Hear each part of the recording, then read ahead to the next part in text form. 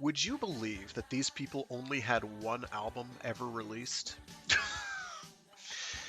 They are a literal one-hit wonder band. They came out with the theme song for a mecha anime series called SPT Lasner, which we'll be hearing the title track from in a bit. And they just vanished. They came out with one album, and that was it. Which means I'll still probably get dinged by the censors. I don't actually know who came out with the album, what label it was under. Whatever, doesn't matter. Welcome back to Warframe Wednesdays. I'm your intrepid Tenno Fraggoth, and yeah, so it's been a long 2 weeks. But here we are. Oh yeah, it helps if I turn that off. Die! I pay attention. So welcome back.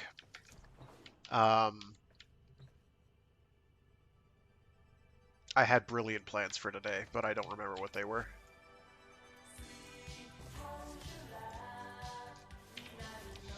Oh, right, probably grinding out yet another Sister of Parvos, knowing me. Oh, right, I wanted to do some goofiness with Mirage, because Mirage is silly. Particularly with things like the Kuvazar. And you can keep the hypervelocity knife. I do have... Yes, I do. Very good. Not the right menu. There we go. Much better. How much do I need for the cosmetics? Oh, I have enough. Good. Good. Oh, I need to turn that down a little. There we go. And then for these guys, I need another like 50k, right? Yeah, I need like another 75k closer to. Whatever. Whatever. So, yeah. Dipping below 120, that's okay. I'll probably do some Steel Path, just do some general bumming around, goofing about. What do we have for a sortie today? Is that a jackal or hyena? Jackal. Huh. I haven't done a jackal sortie in a while. Let's do that. Let me make sure I'm in public. I am. So hope everybody out there is doing okay.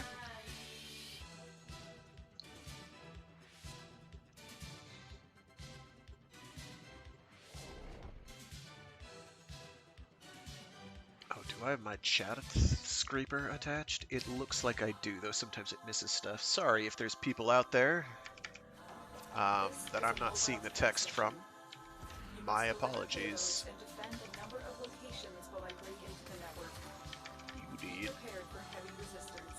Alright, so because I haven't been able to play much in the last 2 weeks, I'm going to be letting my muscle memory take over.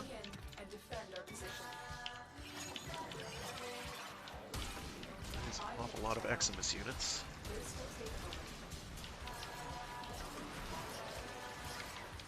And by muscle memory, I mean we're gonna shoot things that go boom. Mucho del boomo.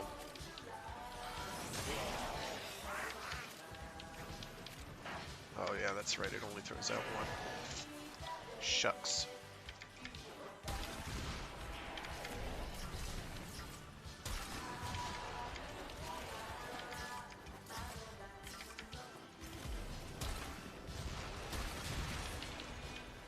So Mirage with anything makes anything you're using better, typically. Because Mirage has these shadow clones that also shoot an additional projectile, at least the ones on either side of me. There's 4 of them, but only 2 of them shoot.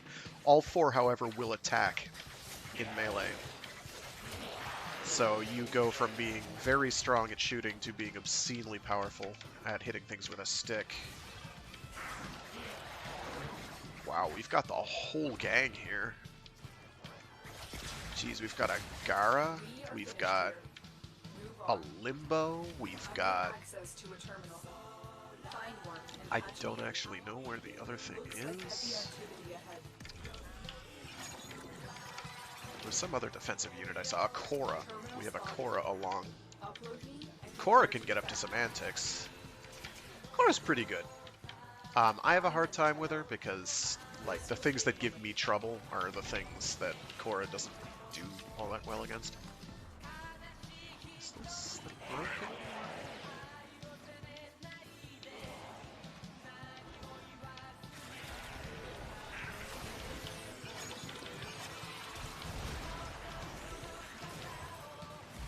Here's the broken one.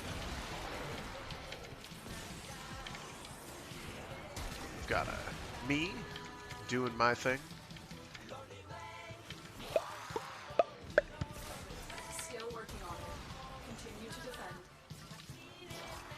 So I've been over how Limbo works before. I've done a couple Limbo-centric builds, or streams. Limbo's great. Oh, there's a glass in here, okay. Oh no, I'm stuck. Wow, you can barely see that.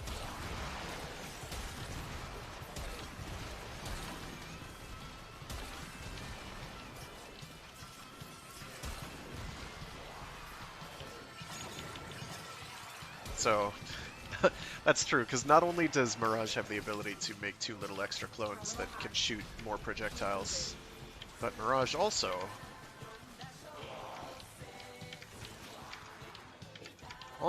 has powers that buff her quite substantially.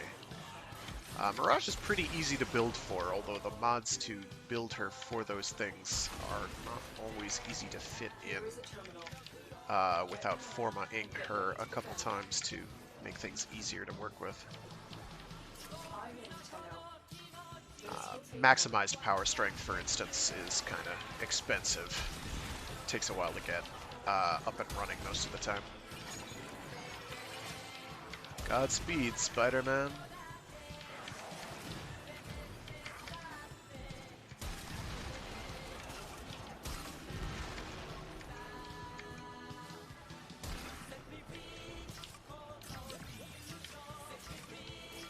And with a weapon like the Kuvazar, Mirage just shines. It's like, oh yeah, well, okay, someone just like teleported right on top of me, so I blew up in my face. Oh no! It go boom. But yeah, she's got powers that actually buff her out, her actual damage output in terms of, in addition to things that boost her effective damage output. Like right now I have a 674% damage boost from being in the sun and a 95% damage reduction when I'm in the dark. Kind of strong. You can make those numbers higher. This is not as high as they go. It's close though. I have a lot of min-max builds. I like min-max builds, but they are extremely limiting. And some frames benefit from them a lot better than others. Some frames do honestly want you to do something closer to an all-rounder.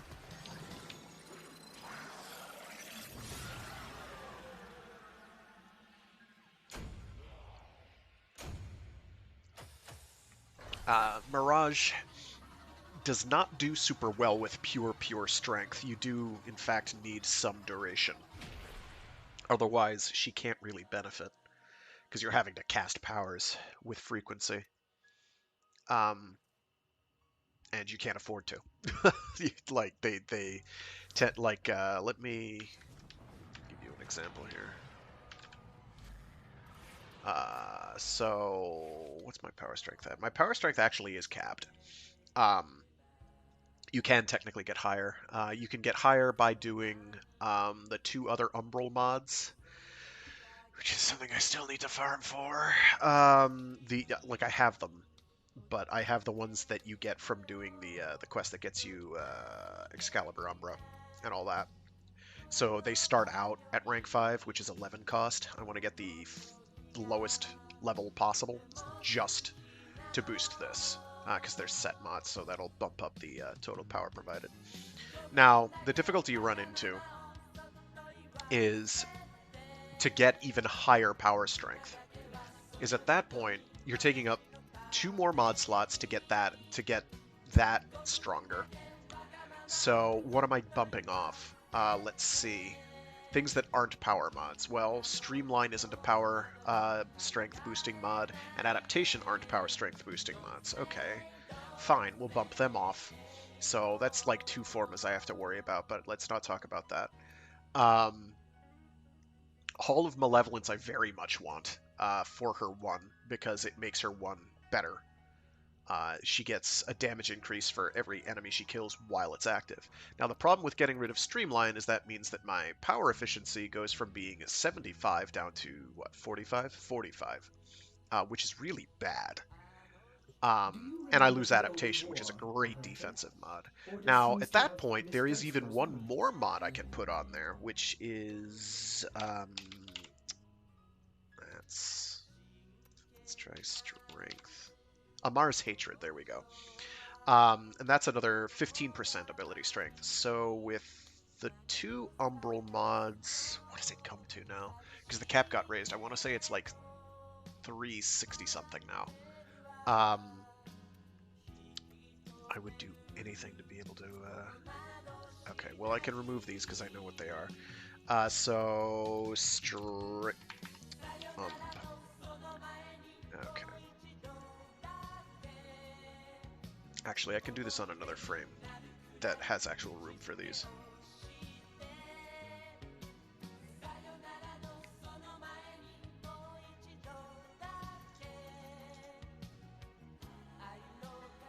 Let's get Adaptation and Streamline. Let me just find a frame that I don't usually use that is likely to have an open slot on it somewhere for a build. Maybe Trin. Old Trin. Yeah, okay. Umbra. So Umbral Intensify with those 2. Which bumps this up to 77%. So that is 77 instead of 44.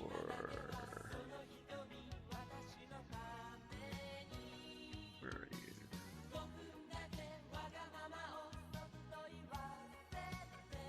I'm going to need to write this number down. 177 plus. Then you have Blind Rage. And where are you? String. Transient Fortitude, which are 99 plus 99 plus 55. 55.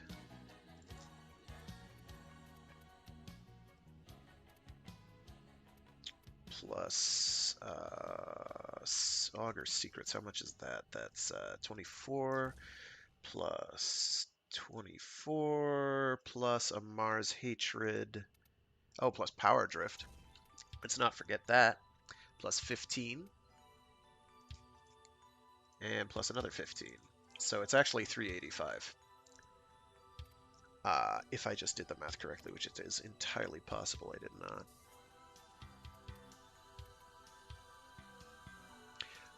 But that is extremely costly. That just shows 293 because I don't have the... Actually, 293 plus... Are these all of them? Where's Amar's?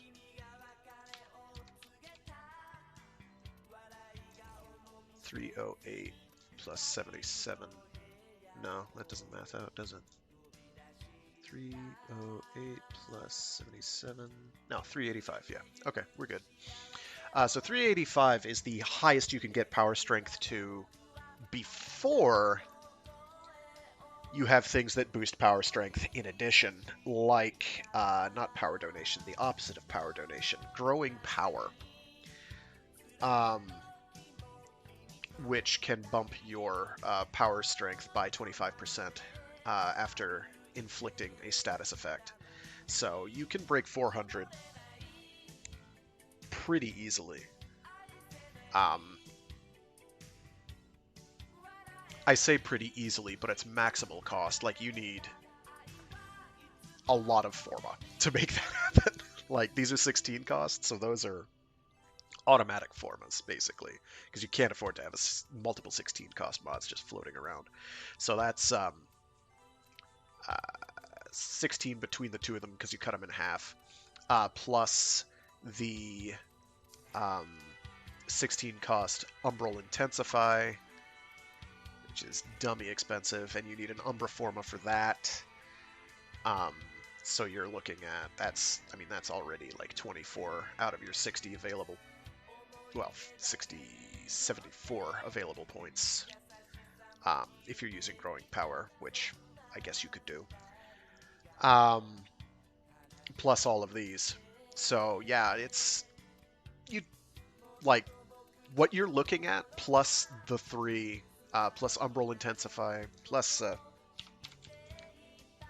whoops, wrong slot. So Power Drift can go up there because it's an Exilus mod. So you have 1 mod slot left over after you've done all of that.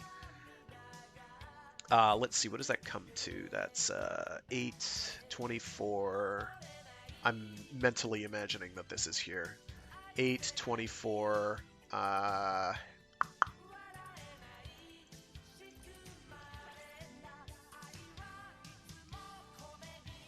Let's see, 20.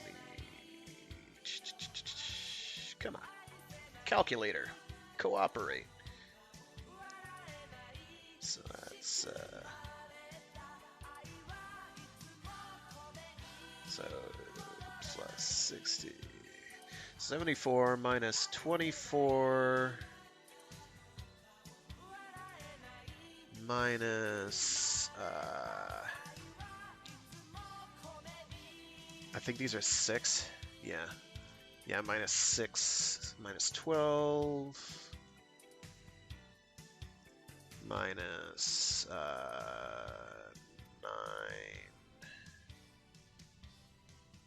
minus 18,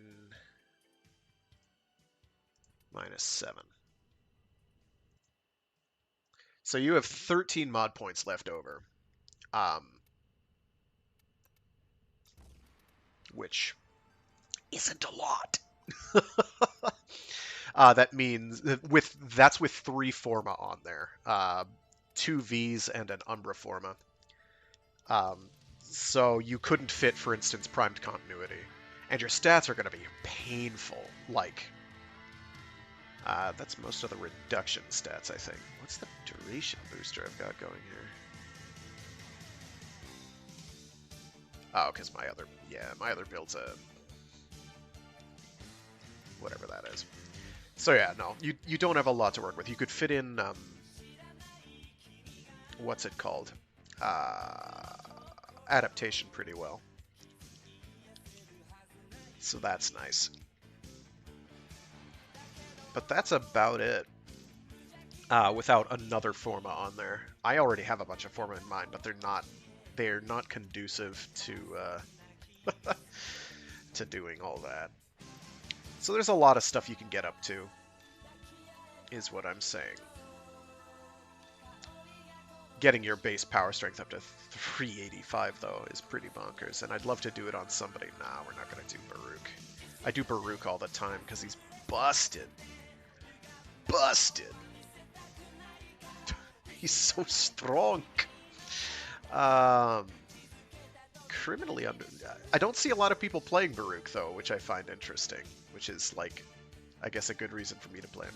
We could do Caliban, I guess. Is this at its current cap? Yeah. Actions. Polarization. What did I want to do here? I don't know.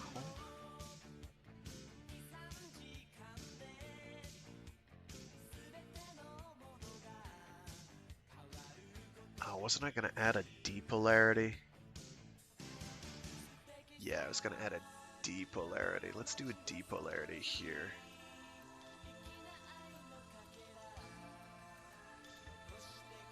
Plop. That bumps up our cold damage. Reduces our status, which is not great, but still we have a ton, so Um, what's the other mod I wanted to get on here? There's not many. I've got pretty much what I want. There's an argument to be made for getting internal bleeding on there, because this does do impact damage. But, like, who has time?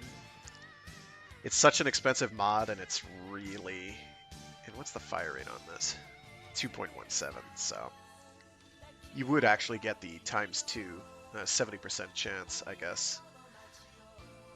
I don't know. I'll think about it. I might make that a V polarity then, just to throw internal bleeding on.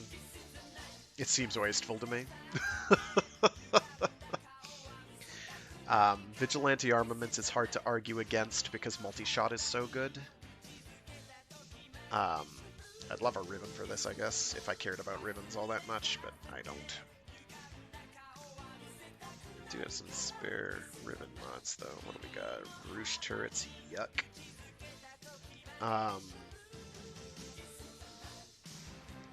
That's doable. Defense mission with level 30 or higher enemies, with the defense objective taking no damage while alone or in solo mode. That's actually not so hard. If I use Limbo. I'll think about it. I think about it. But I won't get a ribbon for this, and I'm not going to buy one because ribbons for this are ludicrously expensive. People who buy ribbons with plat make me nervous. Like, I don't like the precedent that sets. No,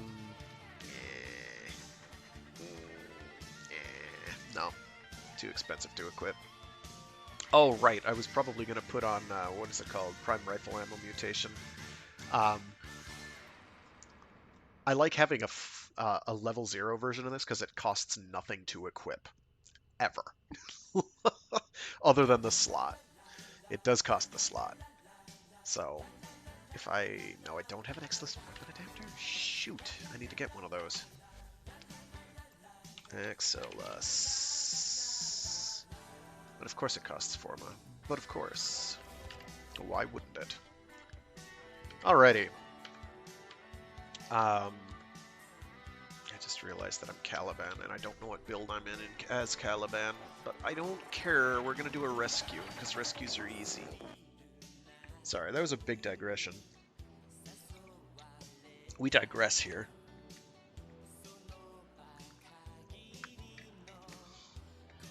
We're big on digression in these here parts.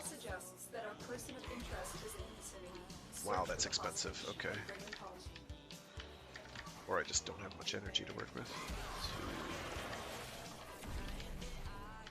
So these guys are good boys. Oh, that's not the right ability. I want to get rid of that. Oh, this mission has no... This mission does not have melee weapons. It stings. It makes me slow.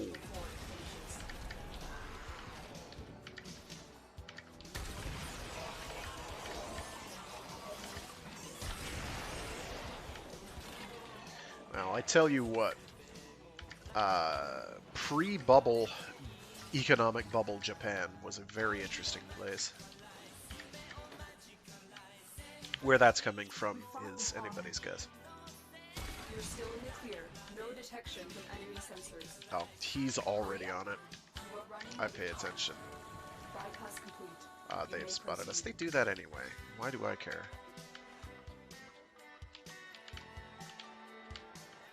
Oh my gosh, fall through. Thank you. Golly. You're welcome, dude. I'm stuck. What is going on there? And I'll take care of the rest.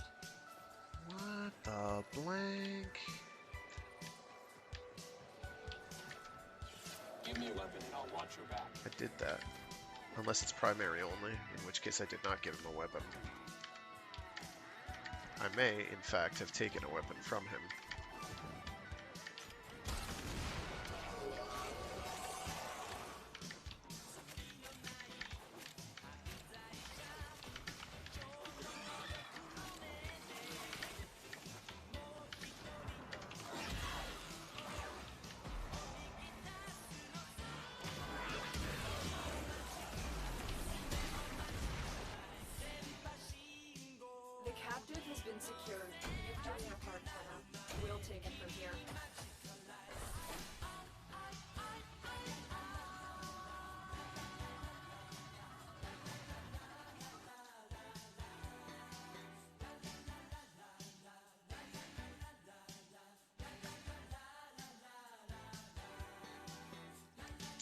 for anyone wondering if they can listen to this album at some other time, I'm pretty sure a guy named Marty McFlies has ripped it and put it on his YouTube channel.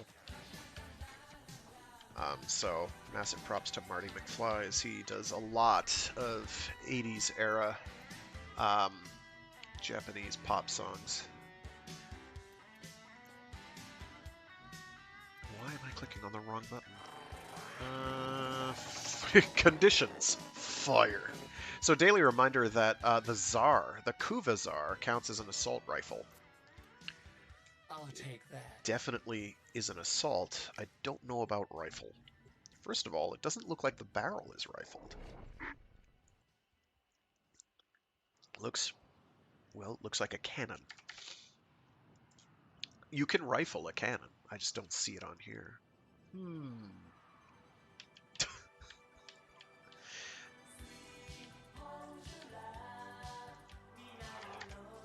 an attempt to exert power and authority, the corpus have continued to refine their Yeah, it's got to be a Jackal. The Jackal. The Jackal's actually kind of a tricky fight. I mean, not really, but like he's trickier than he used to be. It is trickier than it, whatever. You either know what I mean or you don't. Every Warframe has at its disposal a special I don't know if it has a gender. as lethal to technology as it is to flesh. Disrupting the Jackal's auto-repair may require it. Remember, the Jackal's auto-repair precepts could make this a battle of attrition you will lose. Watch for an opening, and remember your Parazon. I guess I'll hit the button. So, Jackal, it does a lot of really obnoxious attacks. 1, 2, 3. Despite the damage, but if it comes down hard, it could give you an opening. Massive flex plates on the torso, but appendages could be a weakness. Loosened grip wall. Stay ahead of it.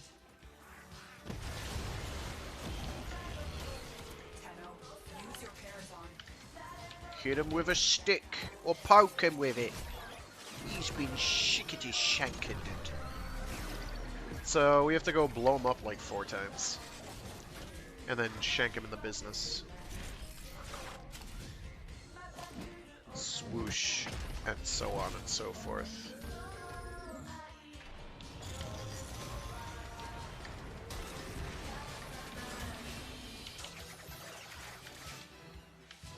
Oh, I lost my super friends.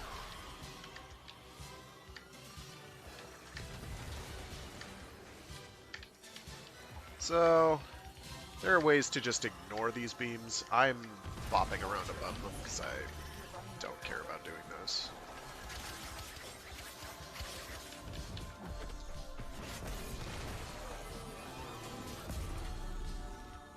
Overdrive presets. So, now he does other things. They're all kind of annoying.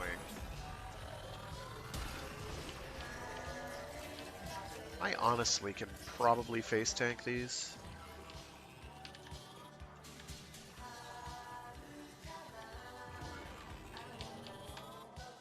And on Sortie, he's a bit more dangerous. That stings.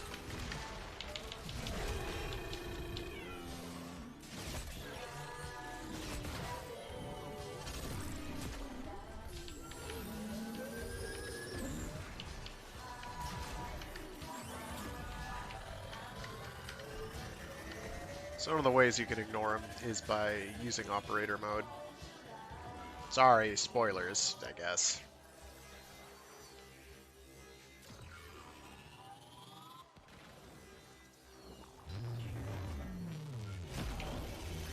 It's sending out distress waves. You know what to do. Oh, somebody else has it. Very good. And he did. Done, Tenno. You have So he's considerably more annoying to fight than the... What is it? The one from, that's like the very rare event. I am lost. robots inbound.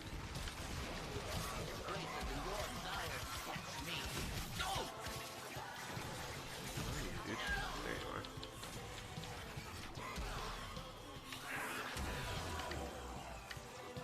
So Caliban has some interesting tools in his kit. What did we get? Just give me your money. Okay. We got an affinity booster, which I think is a rare, but, like, I don't care. I don't really need one. Resource boosters are pretty cool, because they're situationally very nice. Okay. We're done with that. That wasn't so bad. Okay. So I guess I've got my sister my sister of Parvos, I should say, not my actual sister. That'd be terrible. And she's got, what, a pistol, I think she's gonna give me? So it doesn't look like she's got any, yeah. You can beat me, do you? Very Deja Thoris, okay. With a terrible, terrible roll. 26% is 1% better than the absolute worst you can have. I have not had a good run of late.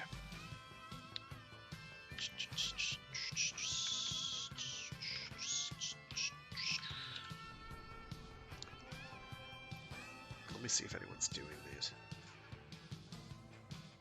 Thermia fractures, and people are going for... in the meantime, we can do some Steel Path. What do we got? We got Mob Def. Mob Def has a nasty... Hey, Dunn, how are things? Just saw you typed. Which means it's probably been there for about half an hour. My apologies. Alright, Mob Def. Normally I don't like to do super optimal picking, but Steel Path is very wiggle room limited. Murphy factor is high. What we can do, though, is not play Yareli. Yareli looks pretty, but she is not practical, sadly. She doesn't have a lot to recommend her.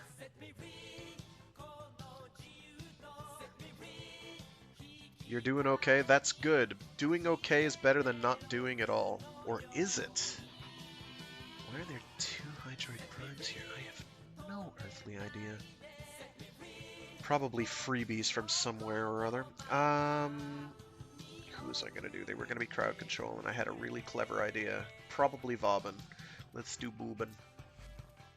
What do we got? We got a high range build, some duration, some strength, so this is definitely designed to take advantage of Bastille. I have Tesla Bank of all things. What are my augment options? Repelling Bastille is the traditional. What does Tesla Bank do? Tesla Nervos augment while attached to target. Any damage dealt to it will be absorbed by the Nervos and channeled into an 8-meter burst of electricity on death. So that is how you get really disgustingly strong Nervos from killing enemies. So we're gonna keep that. I was going to do Repelling Bastille because it's just that good.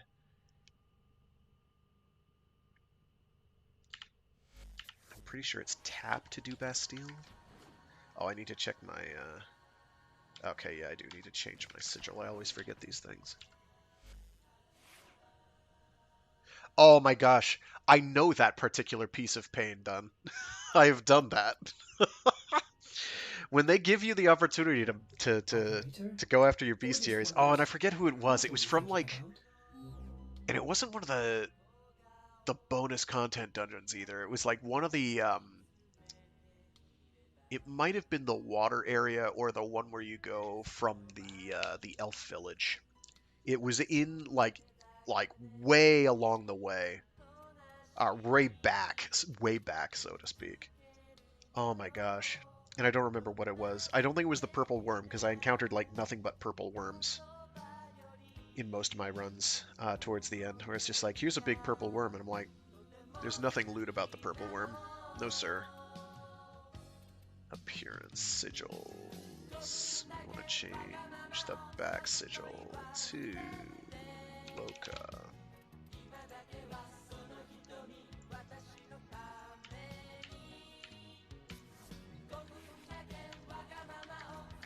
Which one did it wind up being? Was it one from that final area? What is that called? Like the convocation of elements?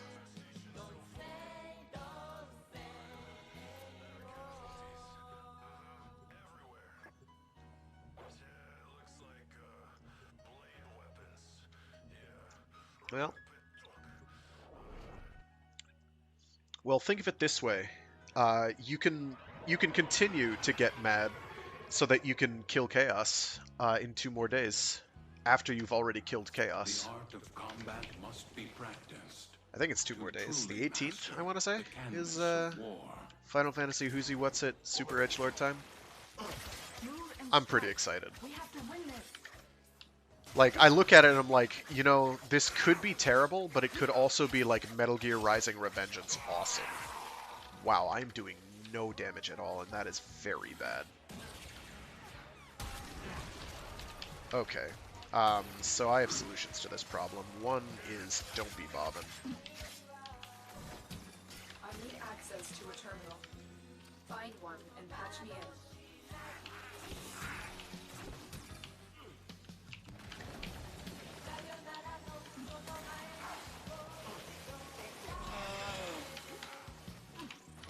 Yeah, so... Oh, yeah. It's just... That final dungeon is kind of a pain because it is such an endurance contest.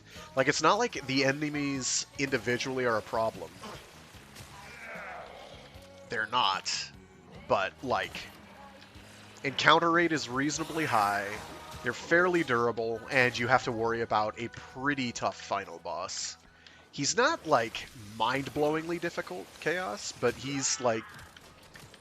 He'll catch you off guard every now and again. And he takes some doing to kill.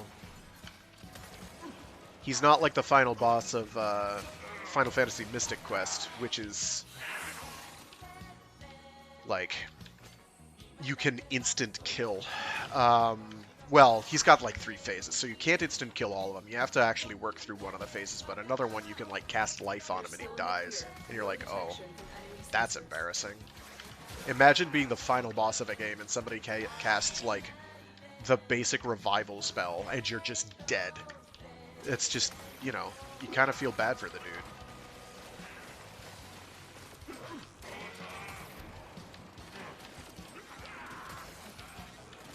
That's actually one of the things I respect about Bravely Default, particularly Bravely Default 2, is like it sticks to the adage of status effects work both ways. They work both against you and against enemies, bosses included, aside from certain bosses that don't care. And it sticks with that to the hilt. Like, even though it breaks the game in half. Like, you're just like, oh yeah, I'm gonna poison all these enemies. I'm gonna cast, you know, Terminal.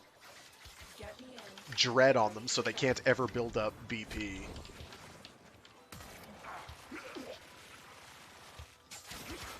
Of course, that game also becomes horrifically busted as soon as you get the Beastmaster class in Bravely Default 2. It's bad. it's bad how busted it makes the game. It's just like, oh yeah, well, here's a class that every time it does its job, i.e. capturing monsters,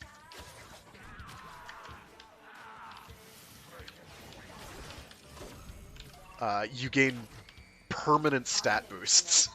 It's just like, oh no. Yeah, the Fiend rematches along the way are definitely the hardest part about that dungeon. The fights themselves aren't super hard, but like they chip away at you. So if you don't go in prepared, you have problems. I do like Final Fantasy 1 a lot, though. Oh dear, that's bad. That's bad. That's bad. Stop that. Stop that. Stop that. Oh no!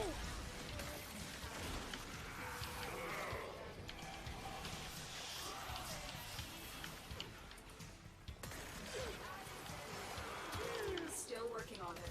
Continue to defend. This is wide range, so everything in this tile should basically be frozen, or levitated, or whatever.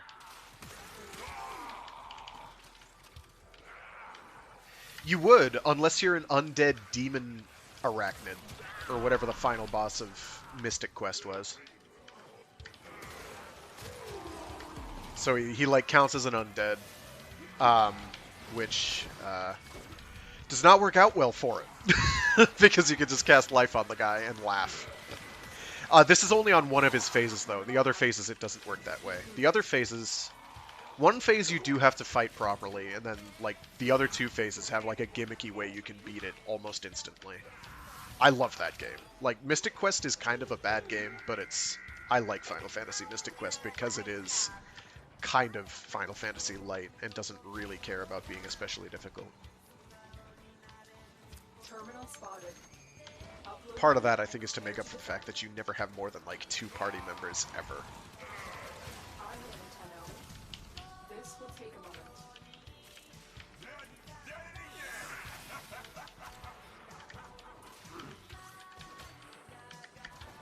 Yeah, all the stuff with, you know, fuck chaos, I'm gonna kill him.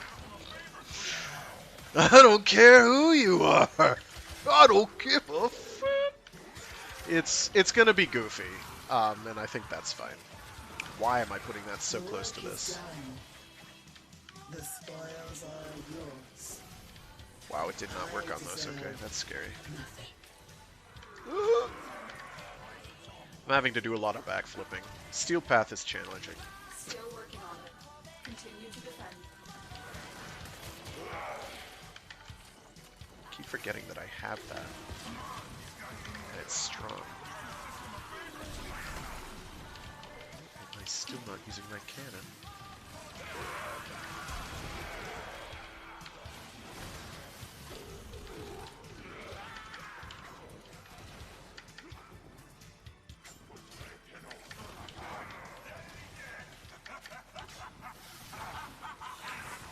Someone is chuckling and I don't know who it is. We are finished here. Move on.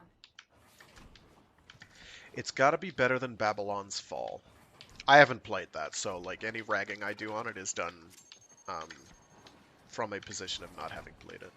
It looks like gameplay-wise it's fine, but not worth like $70 plus Location reached.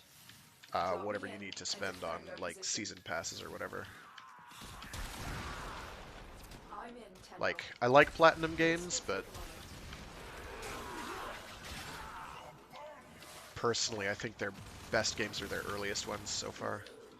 Like, Astral Chain is actually pretty good. I like Astral Chain, but I don't like it as much as I like, mechanically, Metal Gear Rising: Revengeance, which is really good. Like, that is a game that rewards skillful play to the extreme.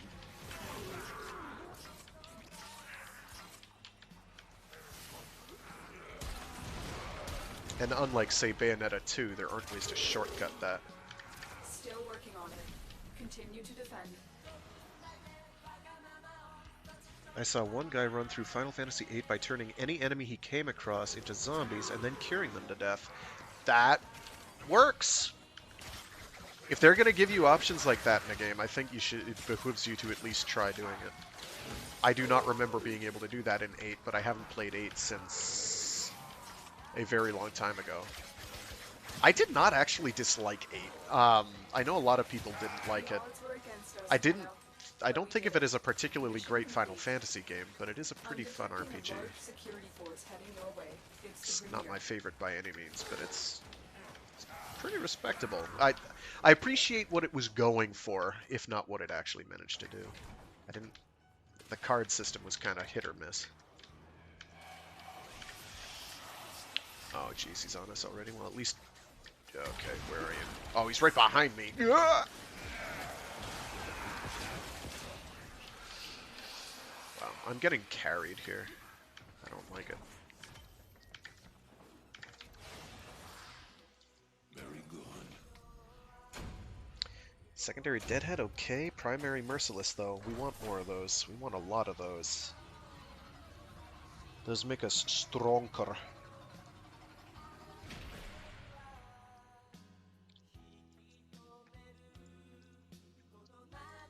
When I decide I can actually equip them. Let me change my suit of clothes here, because, Vauban doesn't scale too well. He's okay. It would have helped if I had a better melee weapon equipped. Like, this weapon is fine for what it's gimmickly set up to do, but it's not very good. What do I want? I guess we could do the agendas. It's strong. I kind of want to use a glaive, though. You know what? Where's my Orvius? Probably in the O's, Frag. This is semi-alphabetical. There it is. I wonder if they've unbroken this. I doubt it.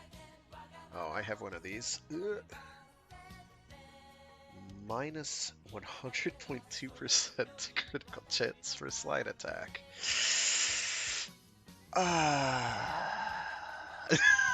That's not a very good ribbon, is it? Who uses slide attacks in this day and age? The days of maiming strike are long over. That used to be one of the best mods in the game for melee. That is no longer the case. This has not been true for a very long time, my friend. Let's see. We could probably do without Primed Fury, to be honest. I haven't modded this in a million years. Cool. Kill. Everything in order, operator?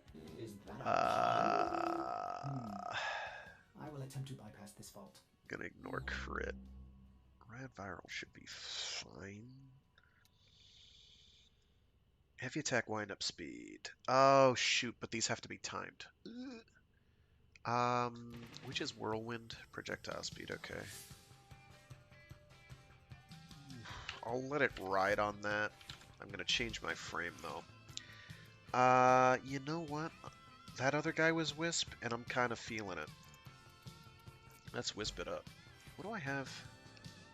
Oh, I have Empower, that's right. Yes. Goofy min-max build. Oh, let's go. What are my other what is... No, that's the wrong menu.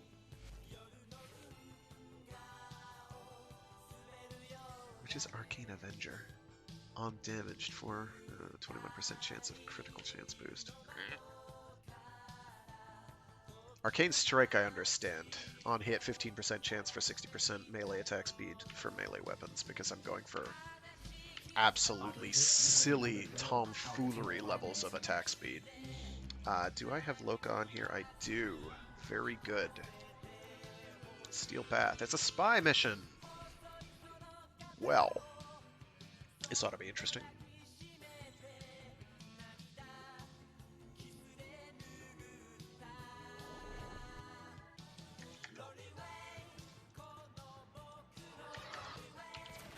You know, I think the thing I like most about the Bravely default, well, specifically 2, but the other ones as well, but mostly 2, is how, at least in the case of Bravely Default 2, it feels very much like Final Fantasy V 2, or 3.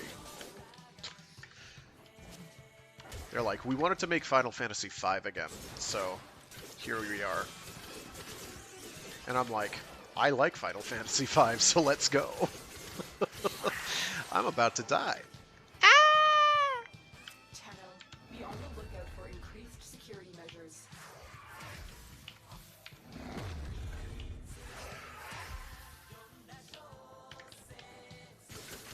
So now we have the real attack speed buff, which is a speed buff of 80%, I think. It's kind of quick. So these are long and involved animations. We're just ignoring that. We just attack so quickly that we cannot actually see what we're doing. And we're going to run away from that. I'm going to go over to Charlie Point over here. So I'm theoretically cloaked while I'm in midair.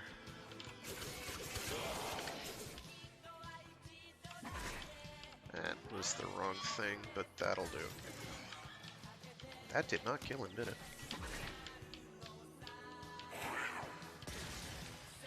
Wow, that did nothing. Okay. So they haven't fixed the Orvius. Which, you know, I'm not surprised. The Orpheus was a gimmicky weapon when it worked. I didn't even get the timing right on that, but that's okay.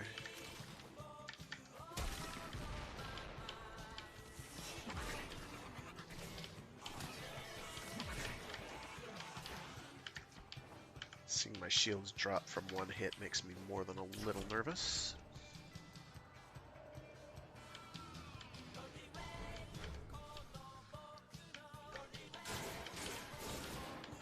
Turn that off.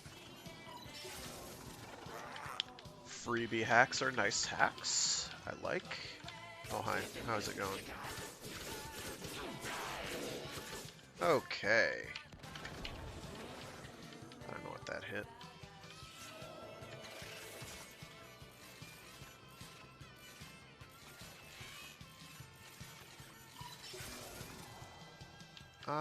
We're going to cheat here.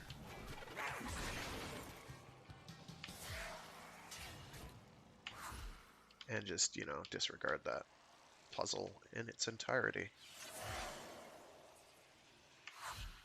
Oh, I love it when that works. I can't believe I got the aim on that right. I thought I was off. Nice. Ha! Joke's on you. What are you doing? Okay, things weren't actually moving.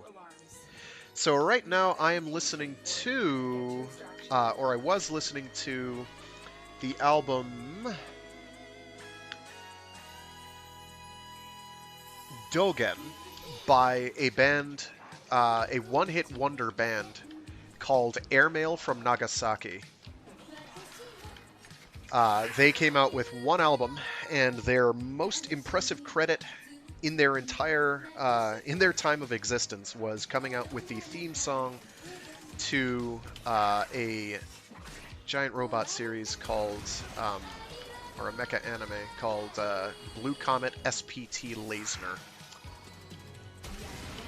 which is quite good. Oh, we gotta move away from that.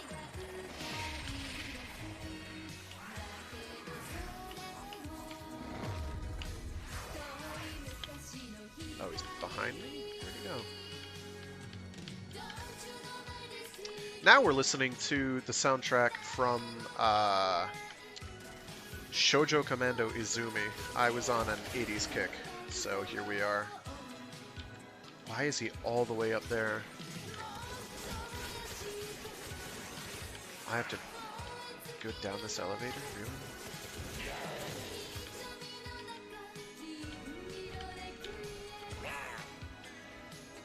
That is 500 meters back this way. My goodness, this is going to take me a while. How much longer do I have on those buffs? Another 15 seconds, okay. On that note, I'm going to give myself my Empower buff. Empower, for people who actually play Warframe and are concerned about min-maxing, they want to get their power strength as high as they possibly can. Empower isn't worth it. It's not. I do it because it makes for a very goofy Wisp build that makes you harder to kill than you already are. By making your power strength higher by 50%. And by the time, when you're trying to do a min-maxed power build, you have serious diminishing returns. the higher your power strength is. And this is a classic example. Like, at the point where you're thinking, hey, should I stack on another 50% power strength? It's no. If you have to think about it, you're probably not worth your time. I'm going to turn this down. It's a little loud.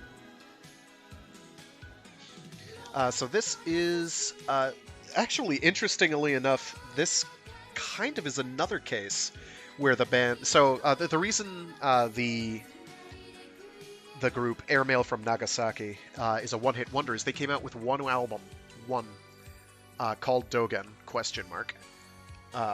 That's the name of the album. It's D-O-G-E-N ? And that's it. Other than having one of the songs on that album be the opening theme to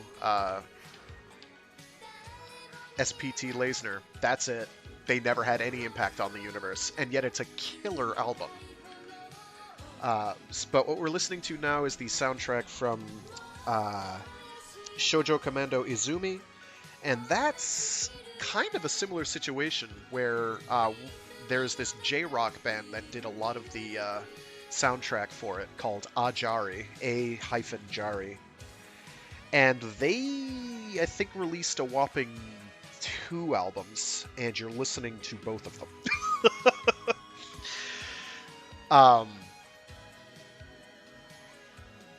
They did a lot of the background music for Shoujo Commando Izumi. It was kind of like gonna be their thing, their way of breaking out onto the stage of being relevant, and it just didn't pan out. Partly because the show wasn't, I guess, all that well received, and partly because, I don't know, maybe mismanagement somewhere along the line. I don't know. Some of the tracks are really good, though. What was I looking for? Alright, survival. Ugh. So we're gonna get off of the... In fact, you know what I'm gonna use?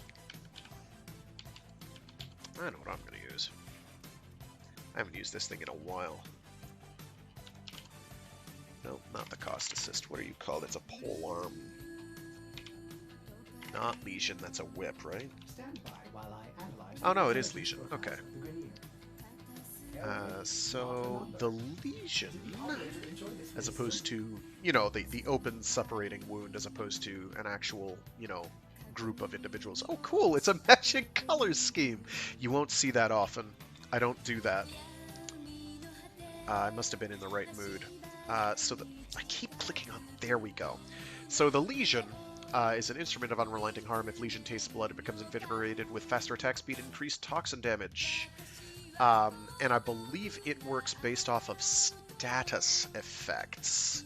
So if you inflict status, it attacks faster and has boosted damage. So we're doing that. We've got a not super high, but reasonably high status build here. What do we got? We got Fever Strike, we got Blood Rush, yeah. We've got low attack speed because we're using Berserker Fury, because that requires kills. Maybe I should go with Quicken. This gets higher than Quicken does, but Quicken gives me combo faster. We'll go with Quicken. Do I really have... I don't have a...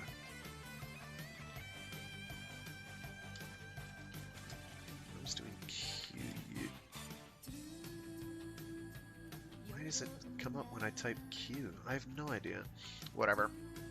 We'll go with Quickening. It'll boost our base attack speed, but it won't boost it as much as Berserker Fury will do after it gets kills, but it'll also give me combo, and getting combo makes Blood Rush better, so kind of works out. Weeping Wounds. Yeah. Okay, we're good. That's what, Heat Viral? Yeah. Heat Viral is one of the better elemental combinations you can go for, and we are using Wisp, which will allow us to do quite speedy melee attacks, because, you know.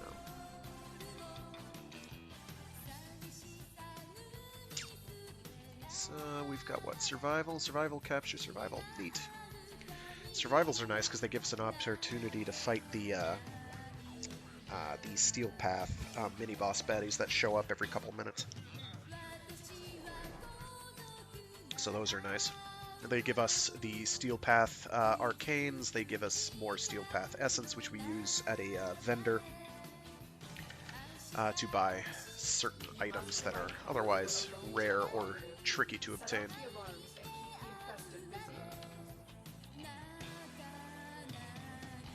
Fine, I'll hack it, jeez.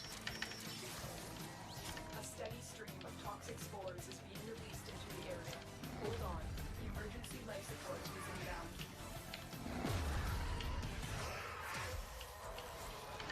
Do that so we can have like 3 sets of 2. So we should have very, very high attack speed. And loud noises, apparently. Yeah, let me see my videos first. So we're basically walking through enemies and watching them die.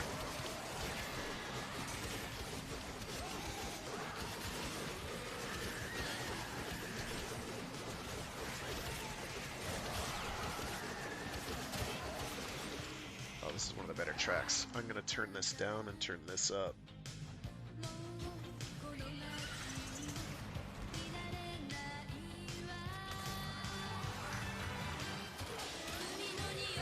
Life support incoming.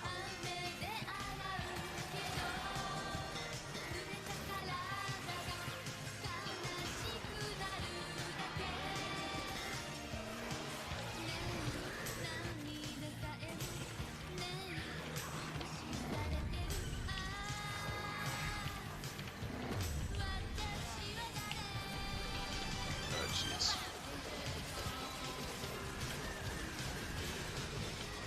I delivered a life support capsule to the area. Activating it will buy you more. Ah! I don't like fighting infested because they drain my energy. I really wish they wouldn't. At least not as well as they do.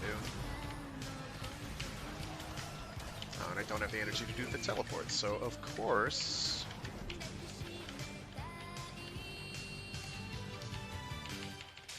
Come on. Come on! Shit.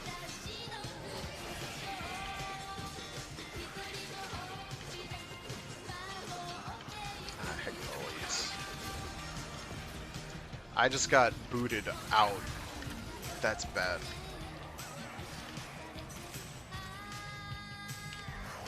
Much better.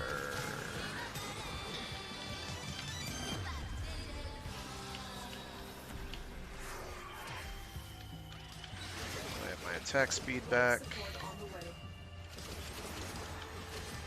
I should have adaptation on here. If I don't, then I've messed up.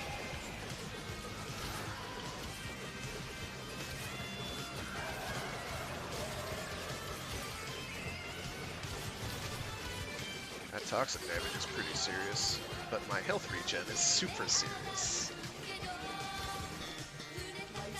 It stings. Another life support capsule is now available.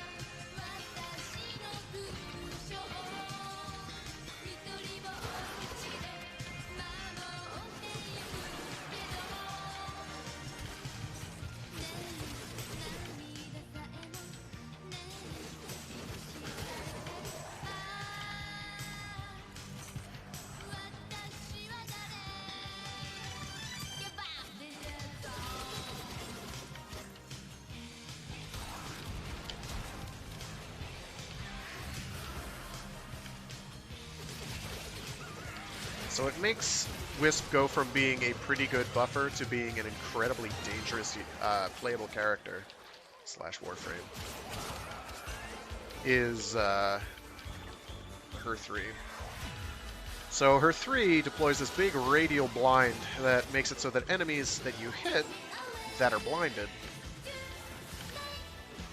shoot off little sparks of death that do big damage to the things you hit with. Also, she can teleport with it, which is nice.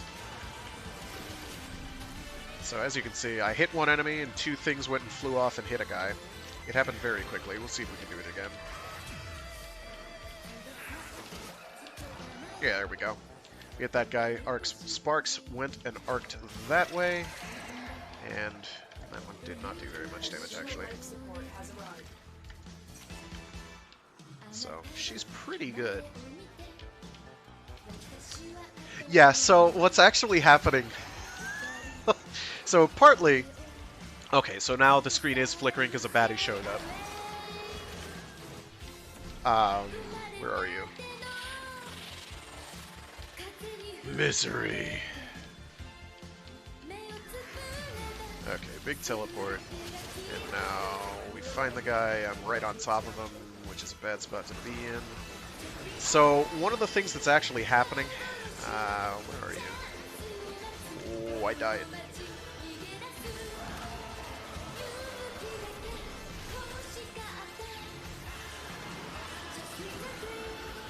Maybe these guys will be cool and revive me? They're not being cool.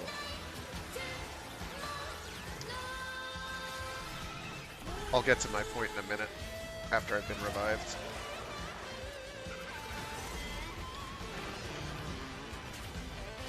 Just real quick. Jeez. It's a lot of health damage. So partly the attack range is wide, so it's like making these big blue blurs. Partly what's going on is the animation attack speed is so high, like this, that I'm kind of stuck doing like 2 attacks very quickly, and some of them aren't actually working. So I'm holding a forward combo, which makes me do this little hop. So I'm like there's about a zillion dropped animation frames of animation that are just gone because the attack speed is so high. Things will actually bug out pretty bad. Like, I'll get animation locks where I can only do the first attack of a combo.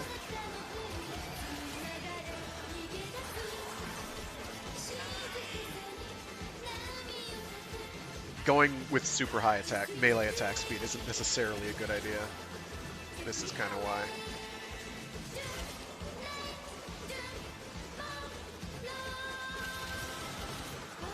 But it is effective. There can be no doubt. I have to get to wherever they are. Where are they? They're way over here. I'm going to turn the audio down in a minute. Last time I did it, I died for my efforts.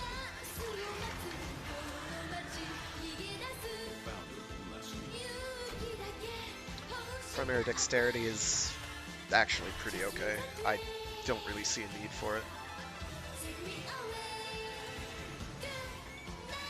But it does work. Oh, we got that up to 38. Nice.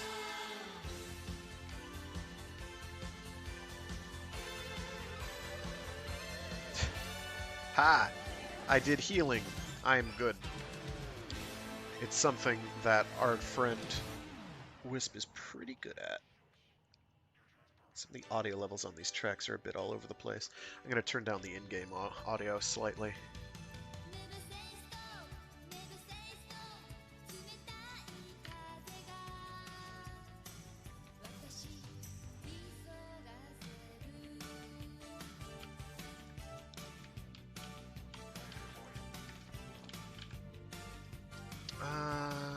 So I need to put another forma on here. We'll do a V polarity.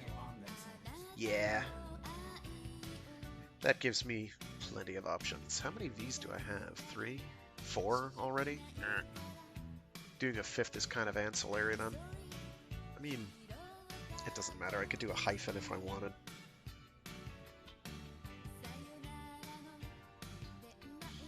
So one of the problems with the way modding is done in this game for weapon mods and whatnot is that you have some mods that are like, you're basically required to take to be competitive, to actually deal damage. One of which is Serration, although Heavy Caliber you could use instead, but because it's got the same stats, costs 2 more points and reduces your accuracy. It's meant to be used in conjunction with your other things, not to be your only damage dealer, because Serration is just better in every way. You're supposed to use both. If you're going to use one, you're going to use Serration. If you're going to use 2, you're going to have both at the same time.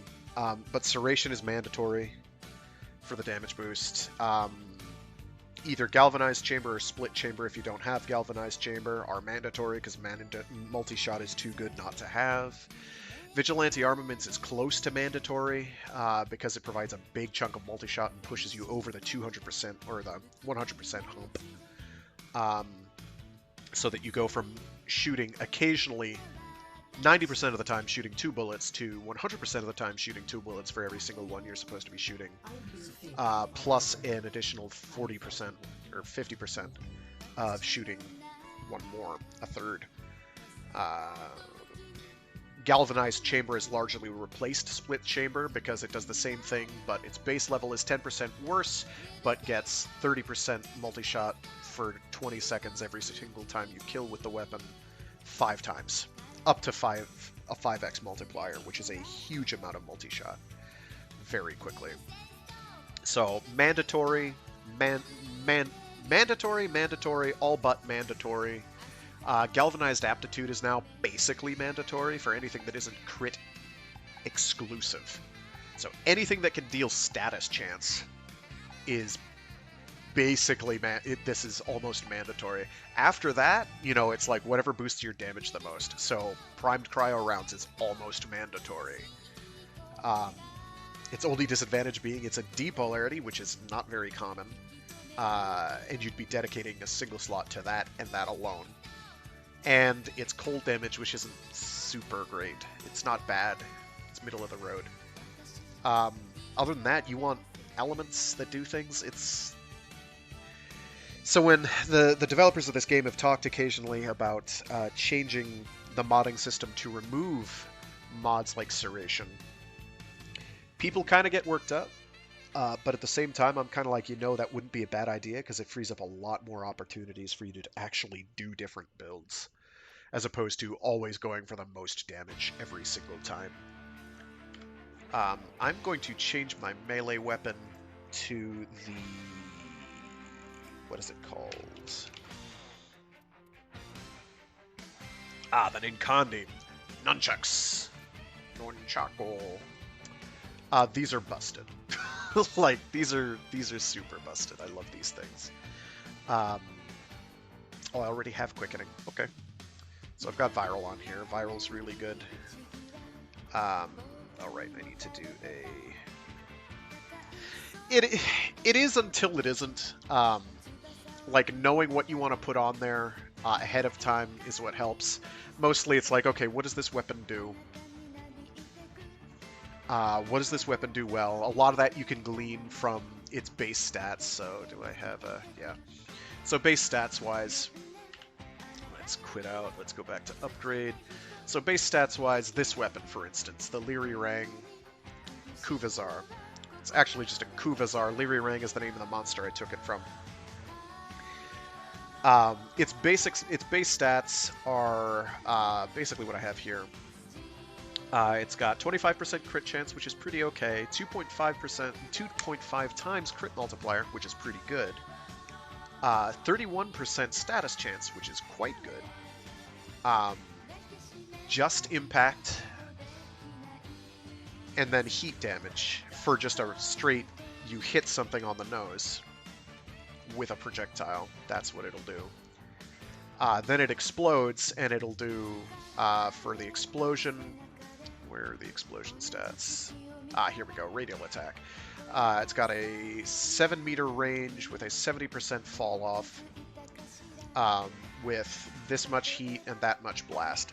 So you're looking at, like, the basic setup here, and you're thinking, okay, well, after you get your mandatory mods on, Galvanized Chamber, Serration, we'll get Galvanized Aptitude, yeah, we'll leave Galvanized Aptitude for a minute.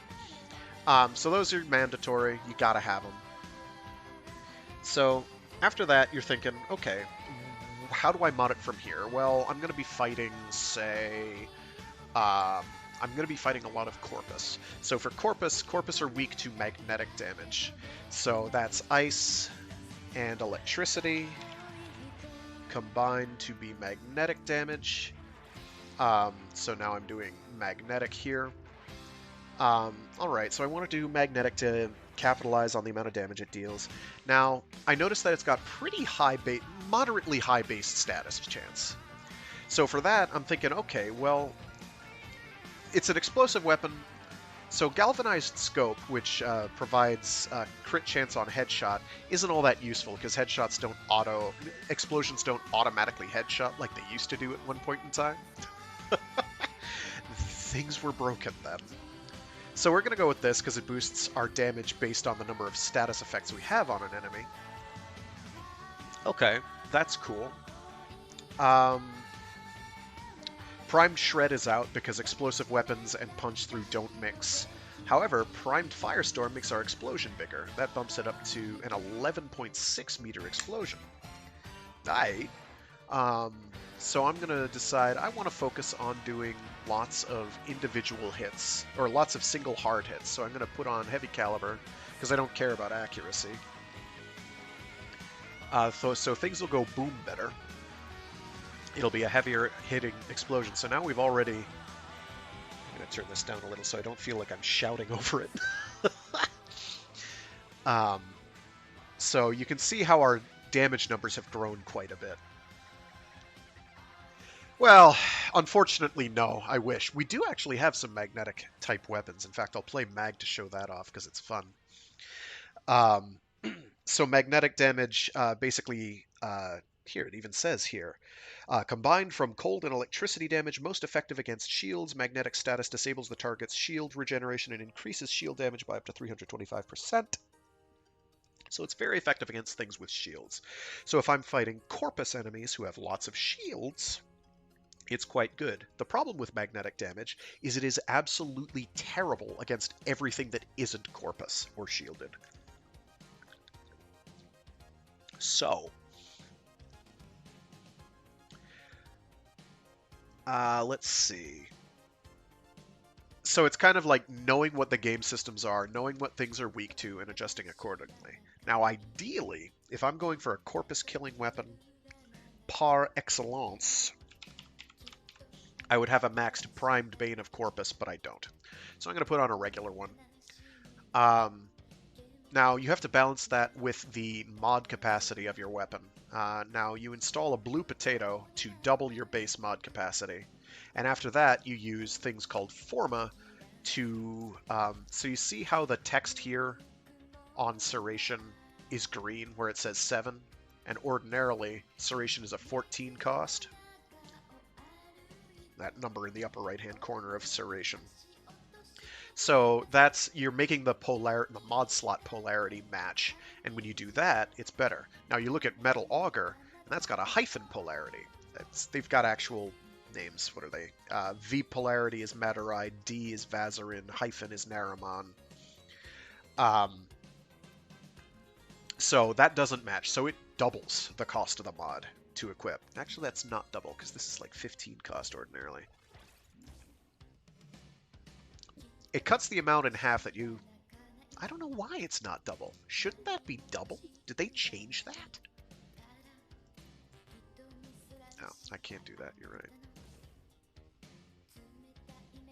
Well, in any case, I want Serration on there. So in order to fit more on, these weapons are the Kuva and Tenet weapons are exceptions in that they can get much higher capacity. 76 is unusually high. Normally it's only 60 rather. So you have to kind of balance a lot of things out. So this weapon right here will shred through Corpus like there's no tomorrow. However, I'm going to be fighting a lot of Grineer and other things, so I'm going to go for this, which actually isn't any better. No wonder I've been having difficulty. If I've got cryo rounds, I can switch that to Toxin Tox, and that'll make Viral. Viral is good against basically everything. Viral's just good. Because what Viral does is it builds up, every time you inflict the proc and it stacks 10 times, you deal bonus damage to anything affected by it, so it's pretty strong. But because you wanted to see magnets, I believe I can accommodate. So let me get out my Sestra, I think it's called. Yeah, Sekiro Dual Sestra. Let me get out my Mag Prime. Let me check my loadout here. That's an all-rounder and therefore not super great. We'll go with an all-rounder. Hell with it. So we're going to be using... Okay, we do have Counterpulse. Excellent. What is the AUG for her 2? Is that Magnetized Discharge? Oh, that's not bad.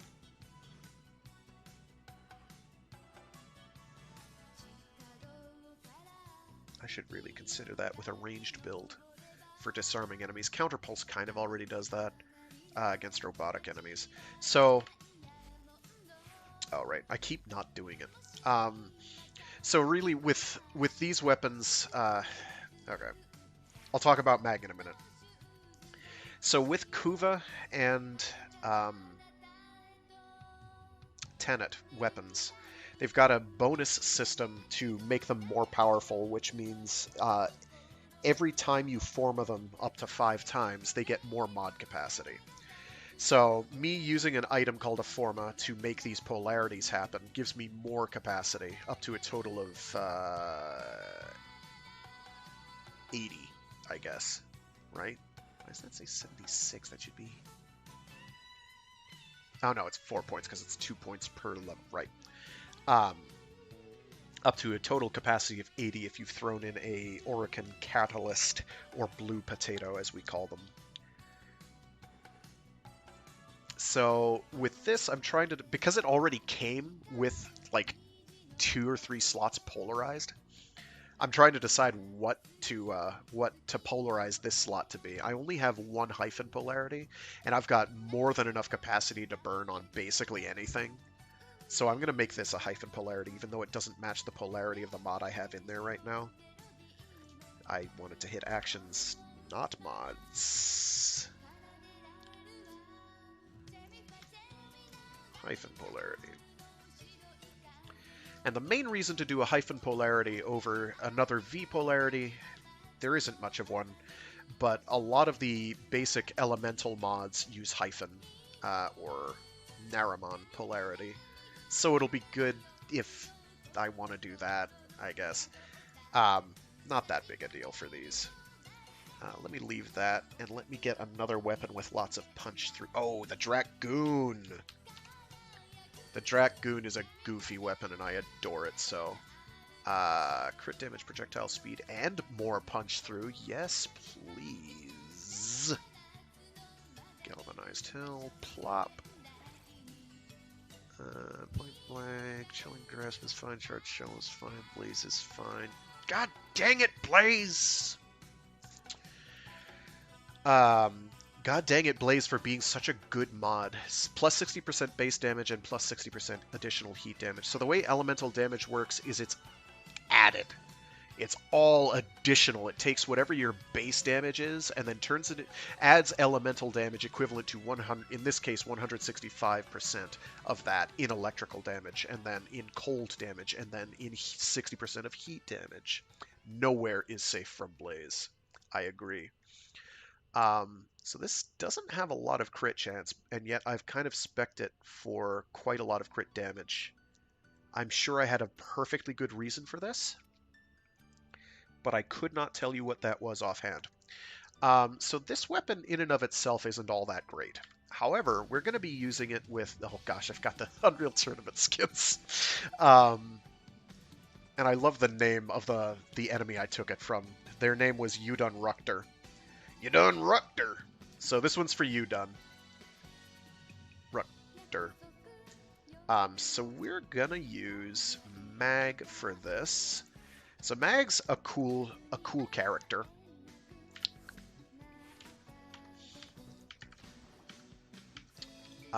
We can do this solo, whatever we're doing. What are we doing? What are we doing? We're doing a capture. We can absolutely do this solo. So we'll do... Can I find like a regular capture? Invasion, sabotage. I don't want to do sabotage, really. Here we go.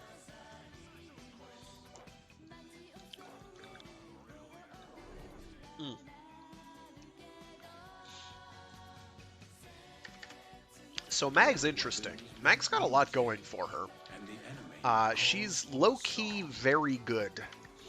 But people don't really think about Mag much. A, because she's old, and B, she's not a common choice. Oh, this is actually too big an area for this. Okay, let me stop. Oh, that's right, I can't do it right in the middle of nowhere. Okay, let me try and lure an enemy out. So, the Dragoon. Let's talk about the Dragoon first. So the Dragoon shoots out shards of metal. It is a non-hit scan weapon, so it shoots out projectiles that move over distance, not instantaneously. Now, what does that mean, you ask? Well, that means that if I shoot, it takes a fraction of a second for them to go wherever they're going. This happens to have a lot of punch-through. Now, punch-through is good in this instance. Ah, yes. See those damage numbers? Those are good damage numbers. Ah, perfect! He's my boy. The Nox is the best punching bag. So, Mag has this bubble that I've cast here. And if you shoot in projectile weapons, not hit scan weapons, into one of these bubbles, They spin around in there, and if they've got punch through, they can go through enemies multiple times. Or used to be able to do. I don't know if they do anymore.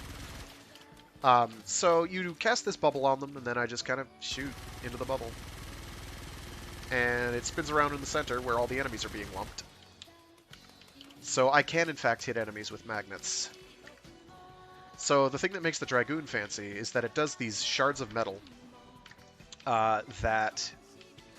Hey, it's a pretty concentrated Kachunka.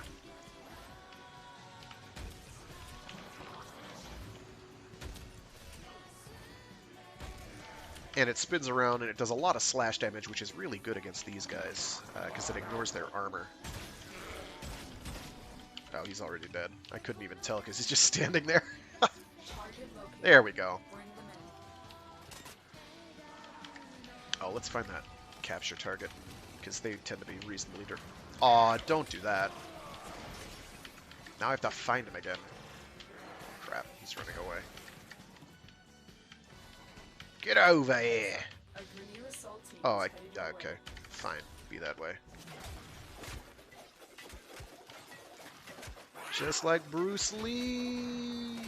Okay, not just like Bruce Lee, but... Okay. Something like Bruce Lee.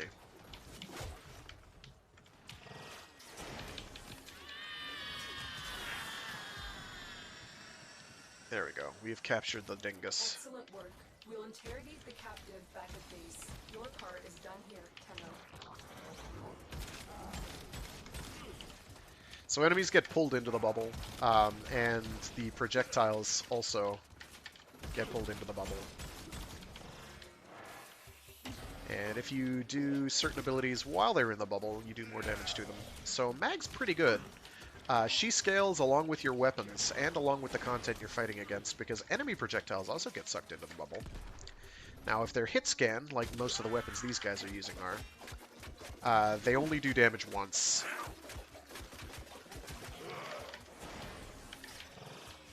Oh, I just did that. Hello. I wasn't even paying attention.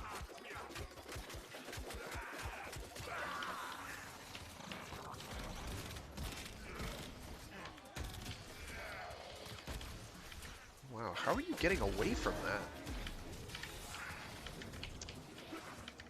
So yes, we do have magnets here. There we go.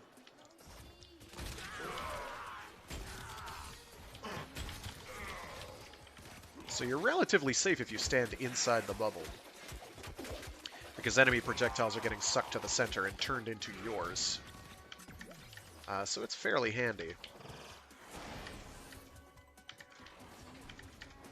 So Mag is kind of a sleeper, really strong character, particularly, or even for this really late game stuff.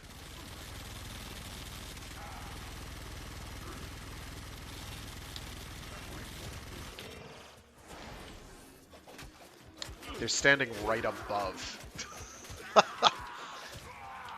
Right above where the projectiles are going. So, that was not super effective.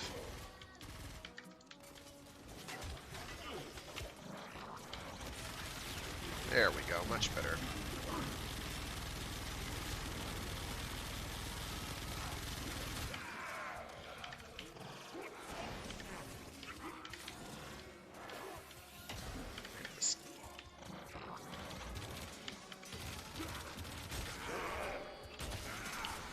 Also acts as good crowd control because enemies get clumped up, and also you can like wall off entire corridors so they can't shoot through it to hit you. So she's got value, and that's just one of her abilities. Another one of her abilities yanks them around, makes them get bodily yoinked and ragdolled into your direction.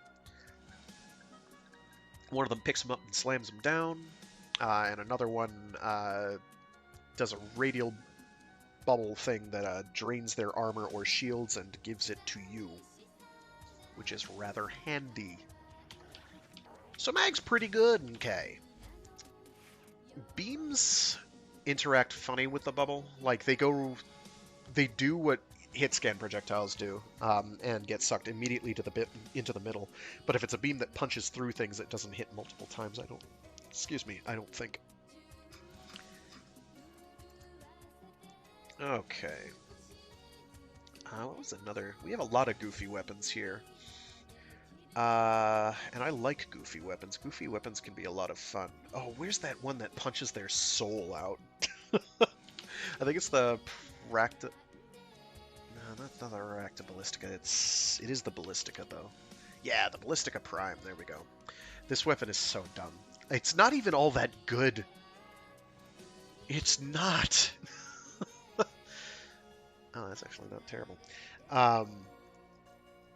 But it's got such a cute effect that I can't not like it.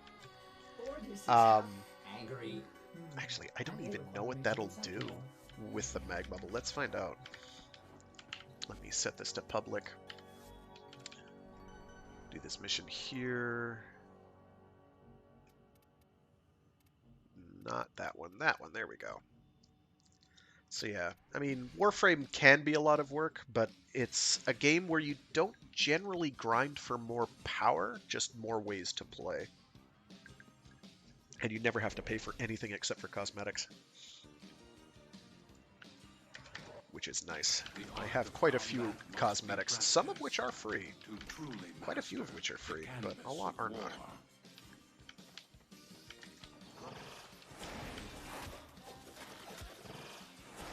That's not what I wanted.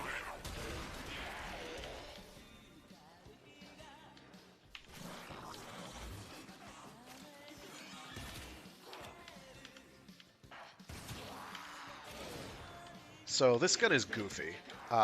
So what it does is if you kill an enemy with it, it blasts their soul out. They run around and shoot enemies. Which might be the best thing ever. The problem is I think it only works on a charge shot. Come on. Yeah, it only works on a charge shot. So it's a little unwieldy, but you're generally going to be going for charge shots anyway. Can I make a turret? Not if I kill it. Whoops. With a power, not a... There we go. Hello, new friend. Target located. Bring them in.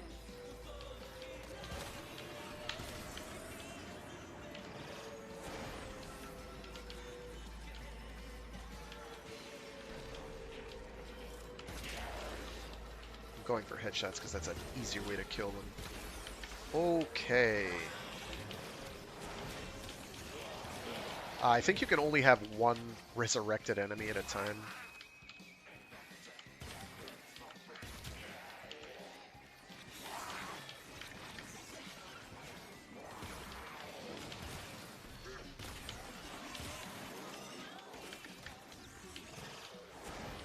At any rate, he's pretty good. These capture objectives don't apparently get magnetized, which is weak. Hey, stop. Don't shoot back.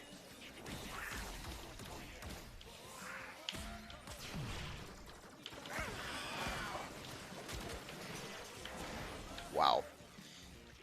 My 3 didn't come out fast enough, so I didn't re-shield. Oh, and he got shielded up. This is going to take forever. Okay. I see how it is. Can I at least yank him? Oh. These guys and bosses don't tend to react to your powers, which is weak, but that's fine.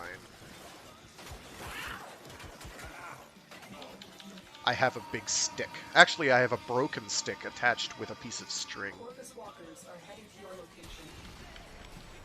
Mission complete. The captain has been escorted to the extraction point. Well done. So mag scales reasonably well for even high-level content, high-level and difficult content like this. The game is less about power and a lot more, well, okay, there is power shenanigans that you have to worry about in terms of actually being able to deal damage, but it's kind of a matter of knowing how to do what you need to do. It's kind of memorization knowledge. Most stuff can be cleared just by shooting things that go boom at them or hitting them with a stick, but sometimes they don't react well to that. Or you need to be able to hit them with a stick or hit them with the thing that goes boom effectively, and that is where your problems start. And in high level, enemies are very resistant to damage, because they got a huge health pool, and they do a lot of damage to you, so you die quickly if you mess up. There's a bunch of systems in Warframe that let you counteract all that, You exist to strike. like status effects Win. when they work. The lesson ends. They don't tend to work well on bosses, and just not getting hurt at all. And there's a lot of ways to do that. Namely, being mobile. If you keep moving, things can't hit you. That's not just no duh advice. There's like actual in-game algorithms that prevent them. Yes, 624% accuracy. I'm so accurate. That's from using Mag's bubble and then like a shotgun on them. Like the Tsar. The Tsar isn't actually classified as a shotgun. Shotguns use different mods from rifles. In fact, the Tsar would be better if it used shotgun mods, because shotgun mods are very strong. But them's the breaks. It's all numerical memorization after a certain point, is my point. Now let's get the Kuva Nucor on. Let's go with somebody who hits things with a stick hard. We can do... There's a build I wanted to try with... Oh, don't do this to me, DE! Oh, and it's a major update. Ugh.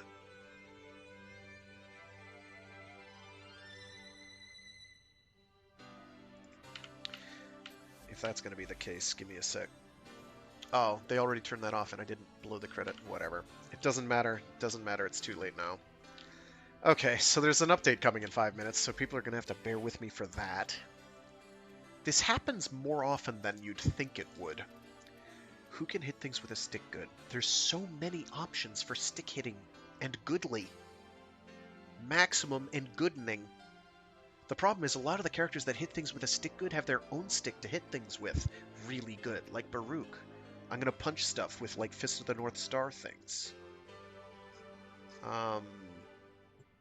Wisp is probably the one, but Wisp takes preparation time.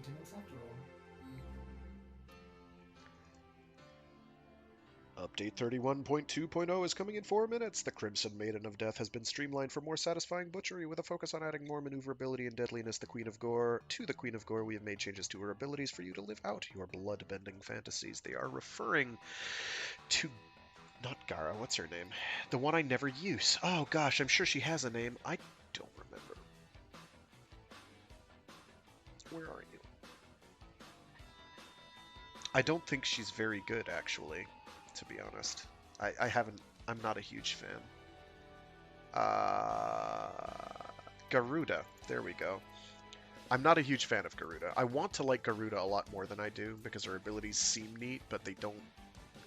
It's like, she's one of these frames where you're spending all your time doing upkeep, and not as much of your time actually doing things, which I find kind of boring.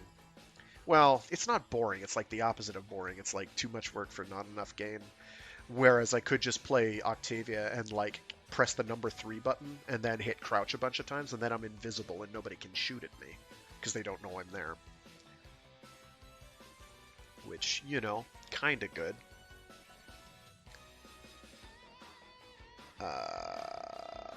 Update is coming in 3 minutes. Warframe Augment mods from A to L have been buffed. For once, an L is positive. You finally get a break from your 104th attempt in the Wailing Dunes. What does that even mean? I mean, I know what Warframe Augment mods are, but I don't understand what they're talking about. Maybe I'm dumb. I'd do a breakdown on Garuda, but I honestly would have to relearn how she even plays in order to do that, and no. Not today. What's her passive? Abilities.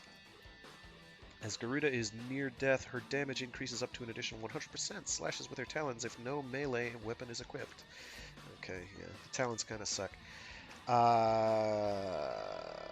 Calling out Dojo Crafters, we have added 2 new rooms and a new dojo decorations inspired by the Grenier Kuva Fortress and Orc and Tower tile sets for you to let your creativity fly.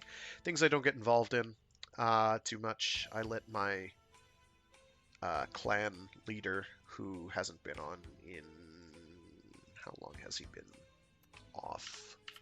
Well put together, operator. Now get out there and Communications Cut down clan. and make the Lotus proud.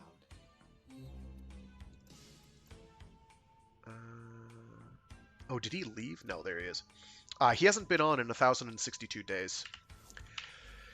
So, yeah.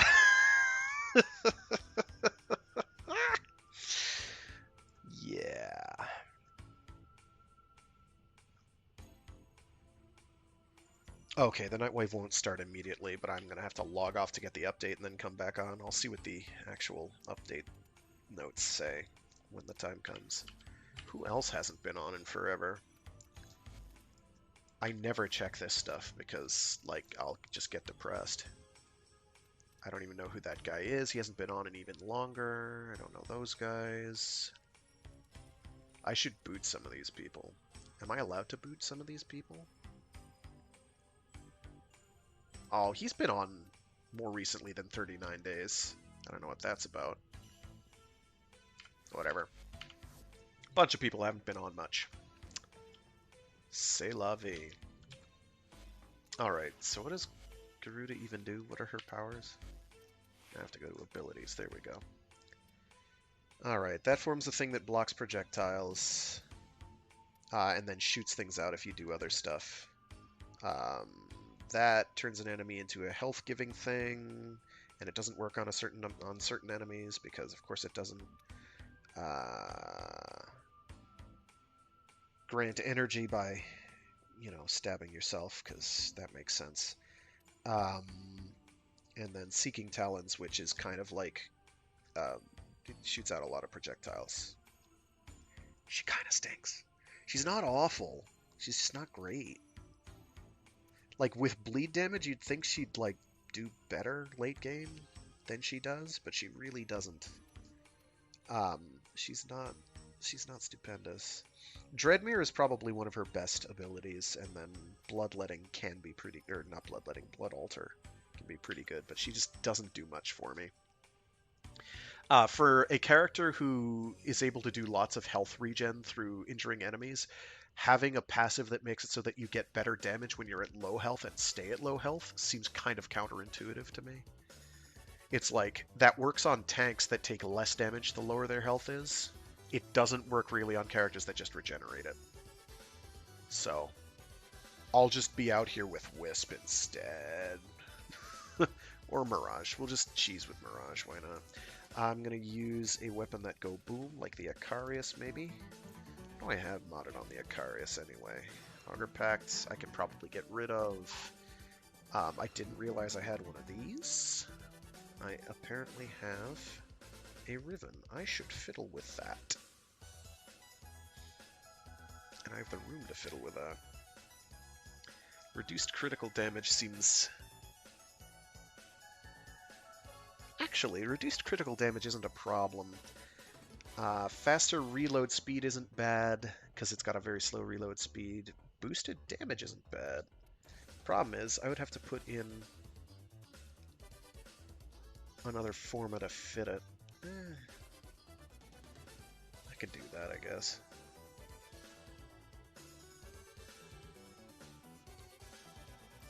I can't be burning forma like this, though, is the problem. I need more forma, not less. Alright, I gotta go get that update.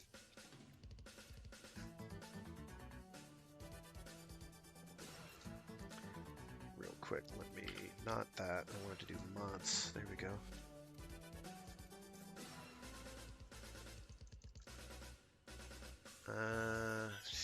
Reduction in critical damage still won't, I think, break me. The boosted damage will be okay, and the reload speed will be okay. Just give me a minute or two to download the patch. You have to sell mods. Oh, that's actually bad. That does not do us good. You don't want that to happen. We aren't going to get crits very frequently. But if we do, they'll actually do less damage than non-crits. Oh no! We'll deal with it. Let me change my pet to something that won't give me massive crits. instead. Actually, I don't know how orange crits work with something that does less crit damage than 100%. I have no idea how that works. I'll be right back. Oh, hey, Restless Rejects. I didn't see you type. I am so sorry. I was looking at one chat and not the other. Yes, I know. I play on PC, Restless Rejects. I am sorry if you are still tuned in and didn't... I did not, and you typed like an hour ago. I don't see it. I really could use a timestamp. So give me 1 sec here. Let me put on intermission while I get this sorted out.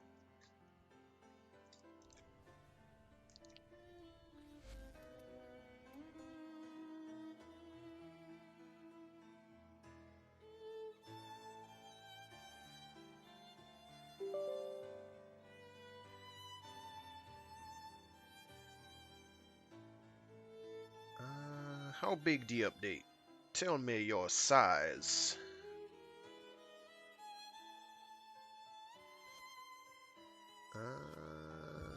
Not very big. Okay. Sure. I'm gonna go check the patch notes real quick.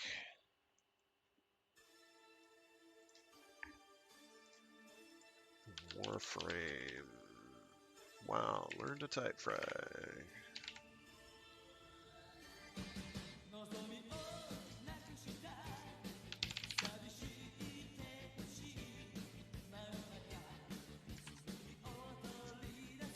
Let's see. Browse. Forums. PC update notes. What we got? Alrighty. Okay, new acts, I know about those, and most of them make me groan. Okay, so I can turn that off. Some cosmetics, nice.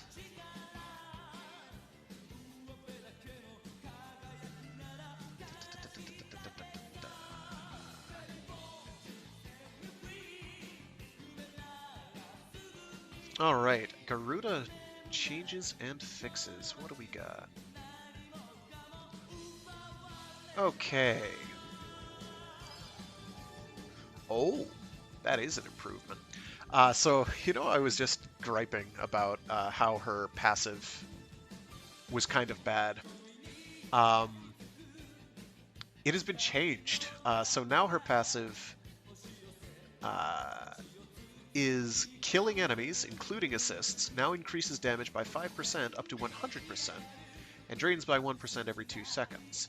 Kills stall the drain for 5 seconds. This is reflected in a new UI icon at the bottom right corner of your screen.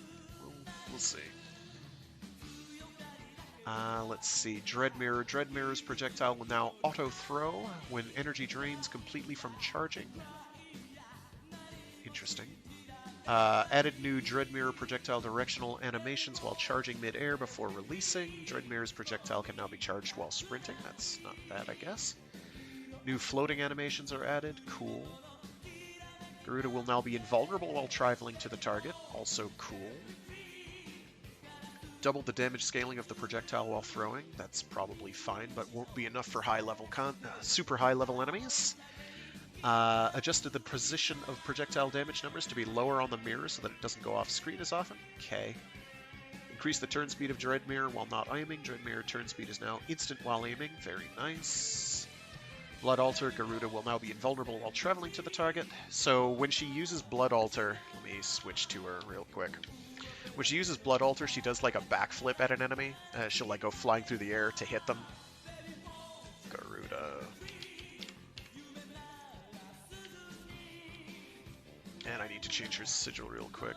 Appearance. Sigil. Back sigil. Loka. There we go. Let's actually go to her abilities and see if those have had their descriptions changed. Yeah, they did. Okay. Let's see. And you could get killed while doing it. Bloodletting now clears status procs when cast. That's good. Slightly increased energy gain from 35% to 40% of Garuda's energy pool. You do like 50% of your health, though. So, like, you know.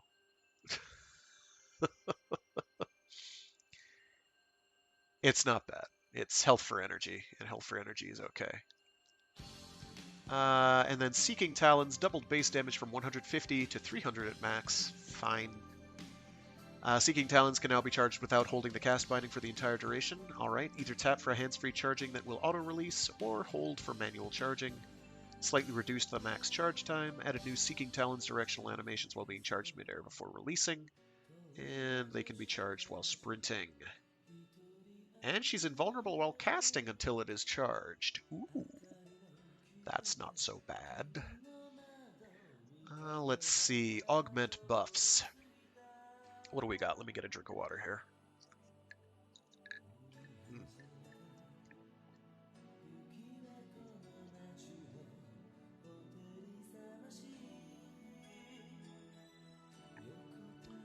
Ash, Smoke Shadow conceals allies within 15 meters for 8 seconds, and they newly added a plus 150% crit chance buff while the player is in stealth. That's pretty nice. So it has solo value, I guess. Atlas, Titanic Rumbler. Let me crank the music down just a smidge. Before it created a single Rumbler with 300% health and 300% damage. Now it is 300% health and 400% damage with a 300% higher range on its attacks, so that's very good. That makes it probably worth using now. Because before they had to, like, go right up into something's face and bonk it. Now they'll be able to do sweeping attacks, sort of. Alrighty, Baruch, Endless Lullaby. Before, performing a finisher on a sleeping enemy would re-trigger Lull for 100% of the remaining duration. New, in addition to finishers, Lull's refill duration now triggers when a sleeping enemy is directly killed. Does not trigger on assists. Can now only be triggered once per 3 seconds. That seems like it might actually have been made worse. Because you were going to be getting finishers anyway. Well, that you're not forced to do finishers is nice, but, like, it's still only for the remaining duration. Whatever.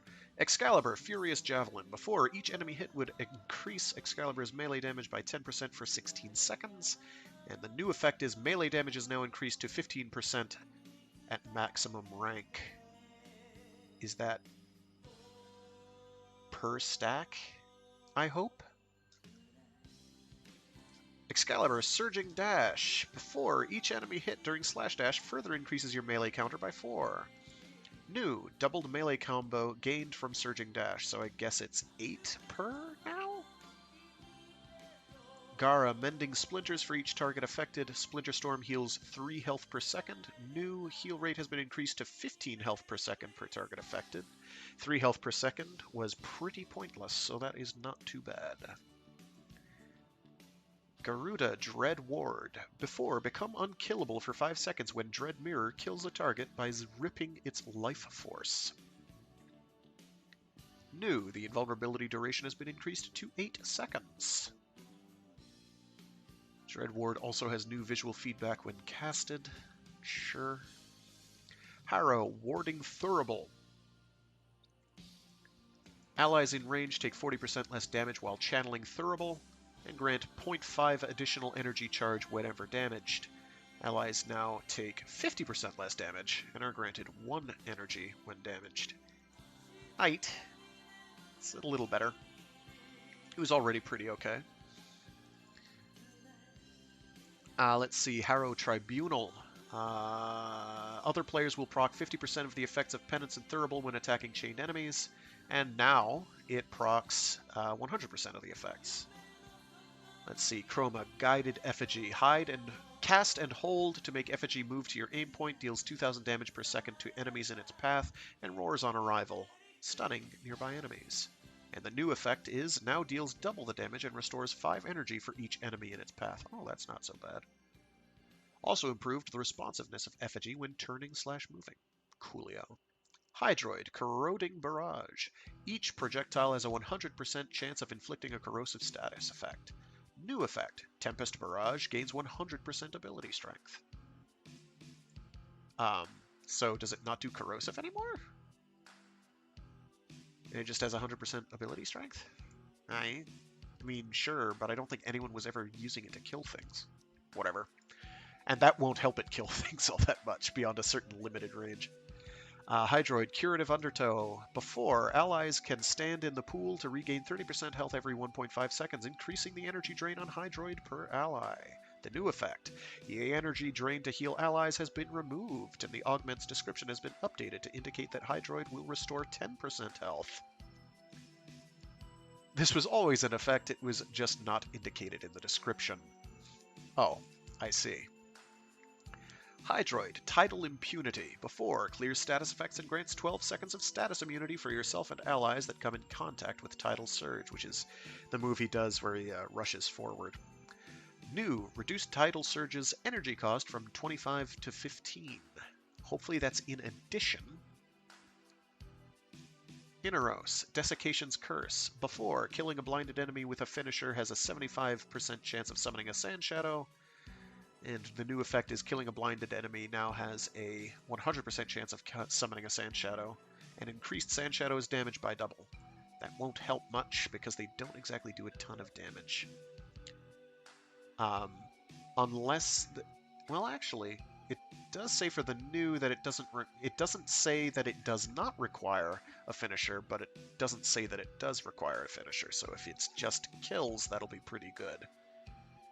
But if it still requires a finisher, then it's kind of not great. Inaros, Elemental Sandstorm. Before, Sandstorm had a 50% chance of inflicting status effects based on the damage types and mods equipped melee weapon. New, Sandstorm has a 100% chance of inflicting status effects. As well, Sandstorm receives a 50% increase to range. How terrific! Ooh, I like this. Limbo Rift Haven. Before, allies banished to the Rift will have 25% of their maximum health restored, which was okay. It was a restorative ability. Not tons of... There weren't a ton of frames that had health restoring abilities back when Limbo was first introduced, back when the augment was first introduced to Limbo. But since it's been rendered utterly moot. However, now... allies banished to the Rift will have 25% of their maximum health restored every second. So Limbo just went from can kind of heal things to Limbo's going to keep things alive all the time. And very effectively. Okay, everything else is like cosmetic add-ons and some other things. Some other stuff. Yeah. Not too spectacular. So the Garuda changes ought to be interesting. I'm not super confident that they're going to change my opinion of her all that much, but they will at least make her stink a bit less. What do we got? I've got an all-rounder build. That's probably fine for now. I don't really need Primed Vigor, though.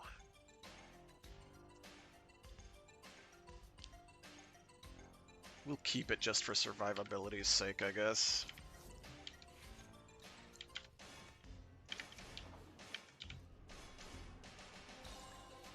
I'll take it. Oh, survival. We'll be fine. Hopefully other people are here.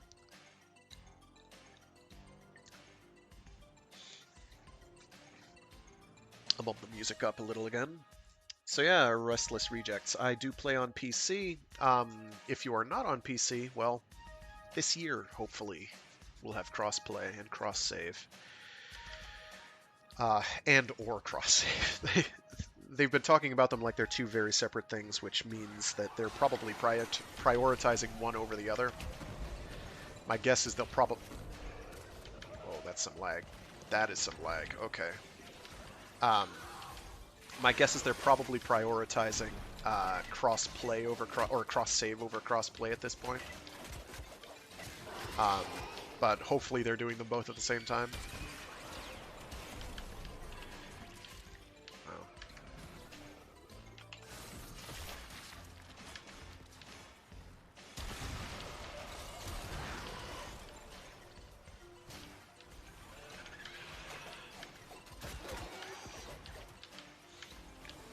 So this against Infested isn't all that impressive. Let's real quick. There we go. No, they died. I want to say Garuda had a gimmick where she could instant kill enemies with something, but I don't remember what that was for. What on earth is going on? Come on. Oh, because I'm using the wrong ability. Hugest brain. There we go. Jeez Louise, Frag.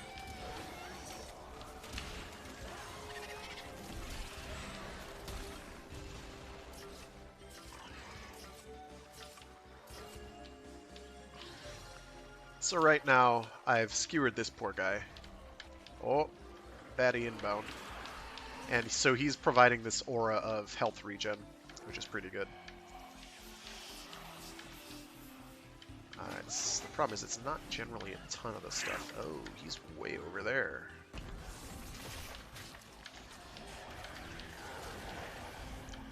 It stings. Where is he? When you need it, extraction is ready. The spores Where did have you almost go? completely saturated the atmosphere. You need to get out of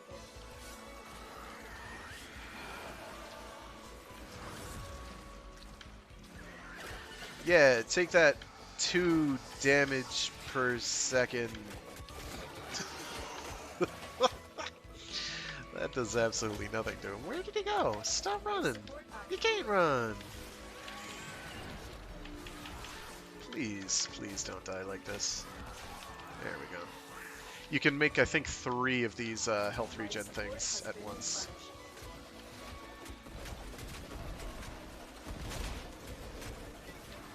And you can make them overlap so they're all giving you health at the same time. Where are you, dude?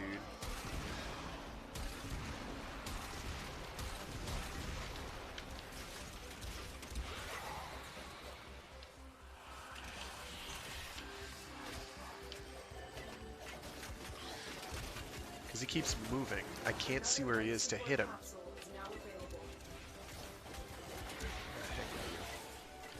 There we go. I didn't kill him, somebody else did. So that's fine.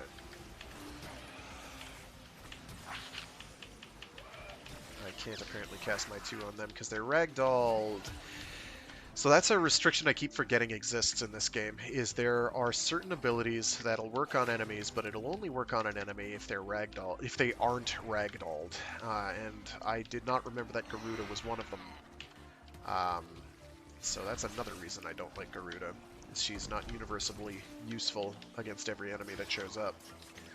Like, she can't cast her abilities on bosses in a lot of cases, so, like, already I'm like, well, okay. Bosses aren't a big deal in Warframe, but not being able to do anything to them with a frame feels like you're pretty badly gimped. There aren't any bosses that absolutely require you do that. Use abilities on them, but I prefer ones that allow you to. Let's see. Is it down there? Or is it over back this way? It is over back this way. Gammon. Get out of here. Get out of here. Spore saturation Down here? is nearing critical mass. After that point, no amount of life support will save you. I've delivered another life support capsule.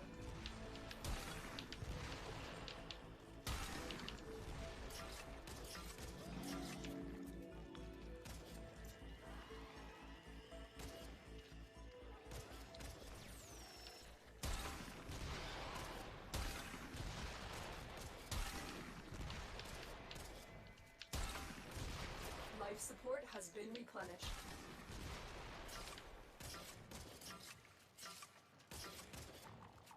What are they shooting? Oh, Kuva Tonkor. Tonkor's pretty good. I mean, it's okay.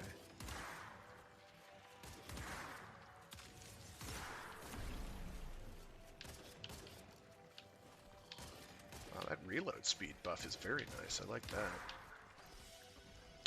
Okay. They fought well. The Good spores have dance almost all. completely saturated the atmosphere. You need to get out of there. I think I'm close to having that at rank 4. I should check.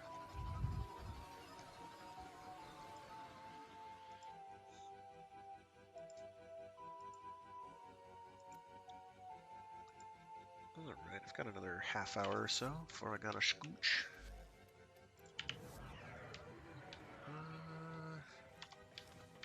Let's see, I'm not a huge Garuda fan. Sorry. Well put together, operator. Now get out there and...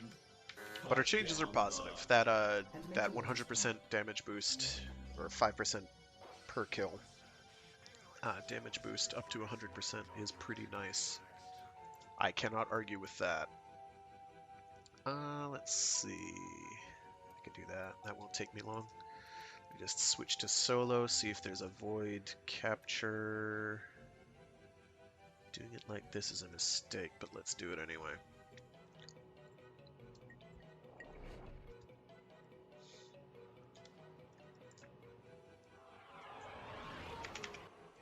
Their rage is vehement, their focus impressive.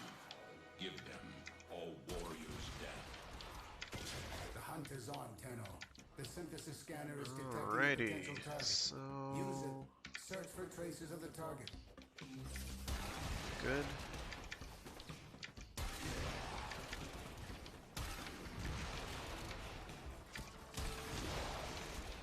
You found a target. Capture them quickly before they escape. Where'd you go? The capture target has vital information that we will need to extract. We need our subject brought back alive. Excellent work. We'll interrogate the captive back at base. Your card is down here, Tenno. Okay, so I can whip that out and look for... Okay, it's over this way. Very nice. So in order to find a scanning target, you have to occasionally pop on the scanner and look. I have mine hotkeyed, so it's a little easier to get to than opening up my gear wheel. Kinda. Should be through here, right? Oh no.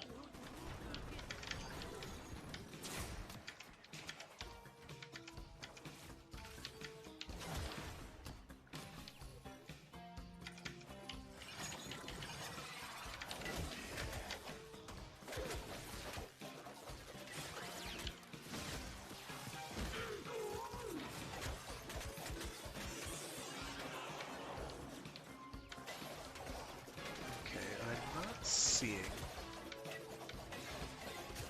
Move and strike. We have to win this. Wow, okay.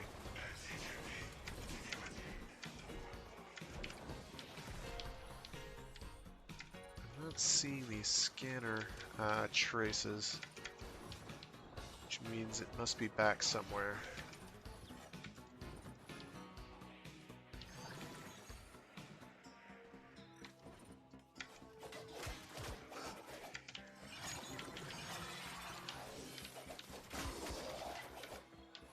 Where are they? Maybe over here? No, it's back somewhere. I have to find it. Crap. Okay. This part is always kind of obnoxious if you go past where they were. Let's go in the opposite direction. Let's throw them a disco ball. Have fun. Enjoy your party.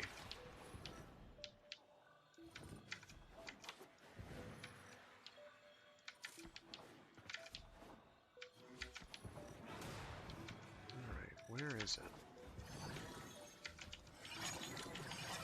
All right, Hunter. I will reward you. I went right past wherever they were. Where are you? Show me the icon. Get.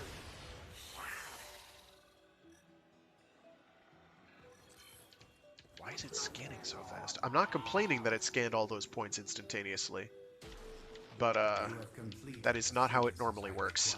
at all. Return to the relay to claim your reward. Do I have, like... Does it get based off of, like, power strength or attack power? I don't know. If it is, that'd be news to me, but I'm not complaining. I just gotta figure out how to replicate, you know?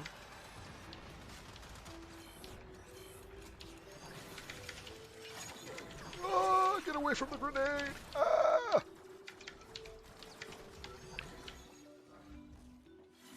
It stings. It hurts mostly my pride.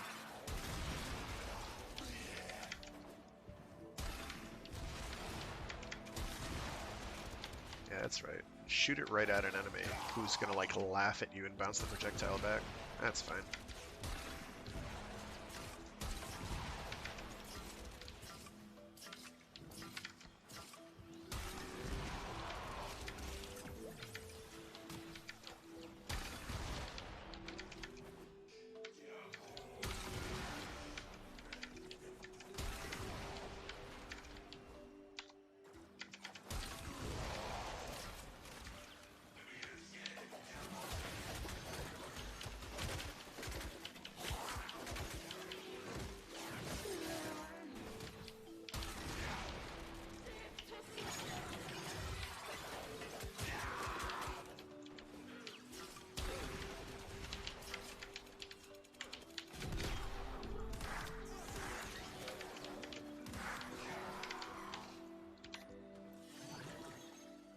Your will was greater. Alrighty. This is good.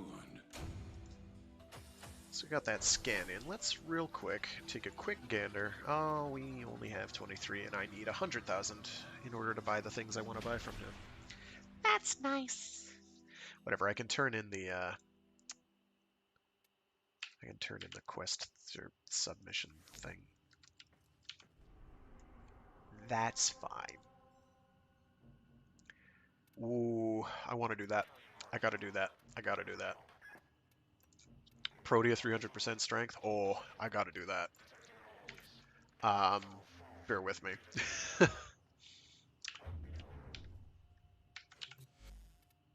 I want to go to here. I want to go to there. I want to visit. I want to go yes. I want to go to my music list and check my music and do, I don't know. We'll do the G Savior PS2 OST. How about that?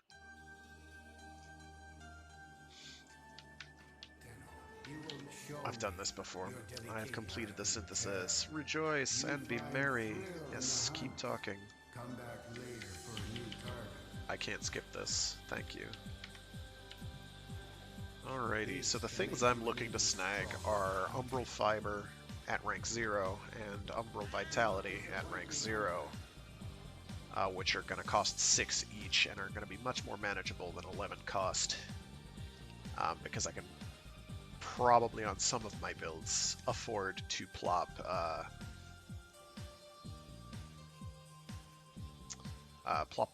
on unoptimized spots. Maybe. There's probably a build or two where I can do that, right? Right. How close am I to... Because I still need to get all the Harrow Prime stuff. I've gotten many of them, but I don't have them all yet. Like, I don't have main BPs for any of them. I have to get around to that. Let's see. I'm still a ways away. What am I missing? Other than Steel Path nodes, which are substantial. These are a lot of mastery points.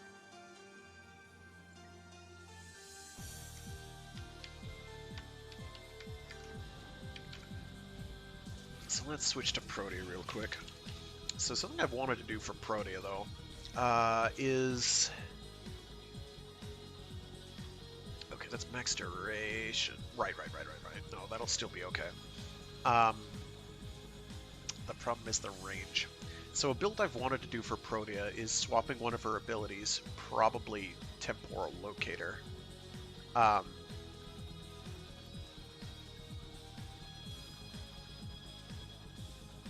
that's handy. And swap that to something that can group enemies up to make her 2 even better. Shush. Listen, Mr. Rap Tap Tap doing handstands.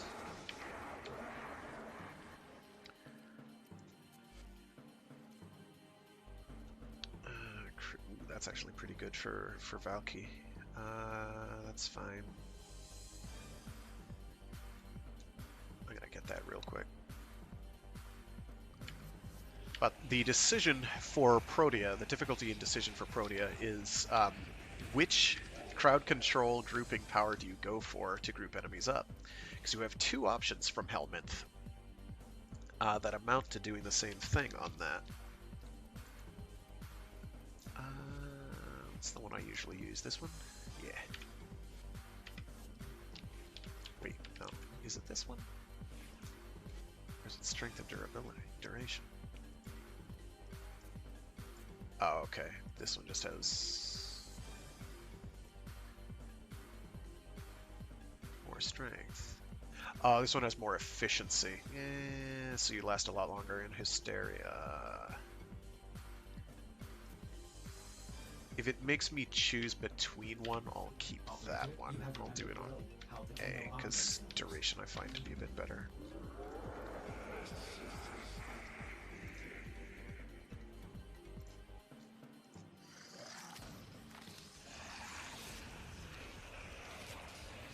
I don't get invigorations very often, to be honest. I meant to refill those. Feed. I want to go here. Let's pick something that I don't need at random here. Carbides, probably. Salvage, definitely. Gallium. Calx. What can I get rid of? Oh, this one is the tricky one.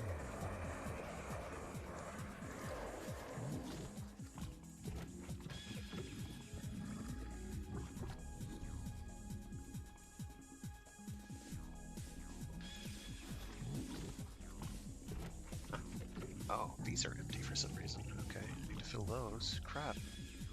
Mutagen. And probably nanopores or neurons. And...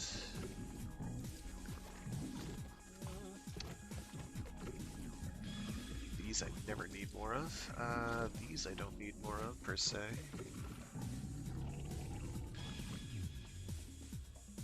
But we'll do nav coordinates instead, because those I need those even less.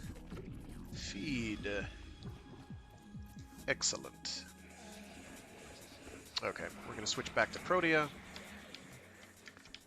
I think the weapon was the Comac.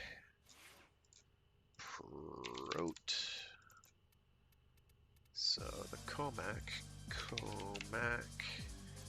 Now the question is, do they mean the vanilla Comac, or does the twin Comac count? I'll equip the vanilla and assume that it is not. Oh, I have not used this in a million years. It is clear to me now. Ah, jeez. Okay, so we want galvanized diffusion. We want a maxed lethal torrent. Deep freeze is basically irrelevant.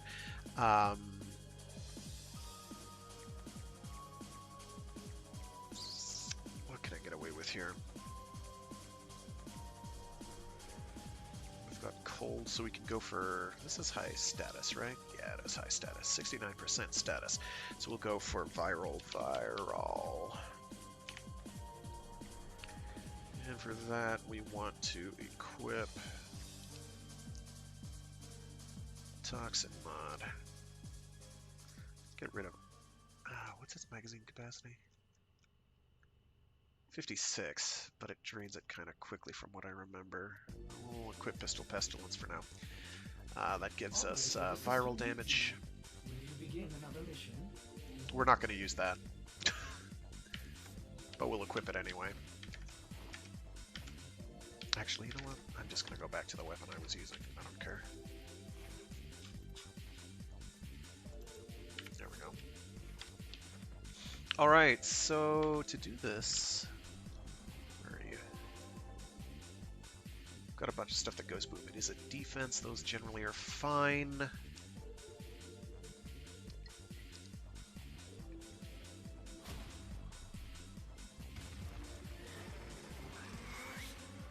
Oh, it's this map. And it's against Infested. How sweet.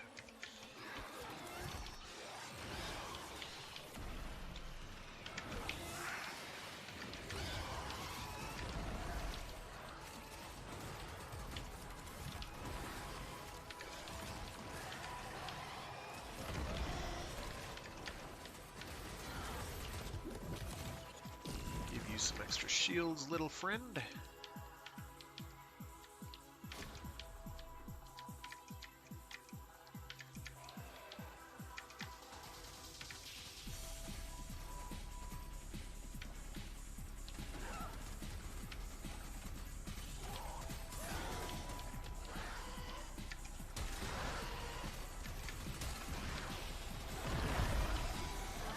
Oh, I can't swap them out. Okay. Whatever. I gave him the shield boosters, which is fine.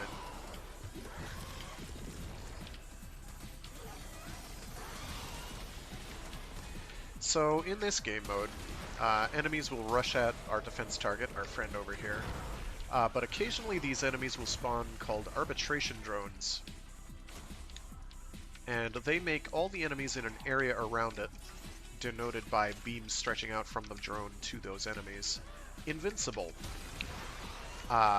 Completely. Your powers won't work on them, your powers don't affect the drones themselves, your powers won't affect enemies. So you gotta blow up the drones. The drones, when blown up, will do a radial damage explosion, which can sometimes, at low levels, kill the enemies around them. But we're mostly gonna be using weapons that go boom anyway, because those have a good chance of hitting. They also have some kind of damage reduction on themselves as well. I don't remember how drastic it is, but it tends to keep them from... It tends not to save them too often, so it's not that big a deal. So lots of boom we're gonna have. Gonna give my friends shields. Is our defense objective.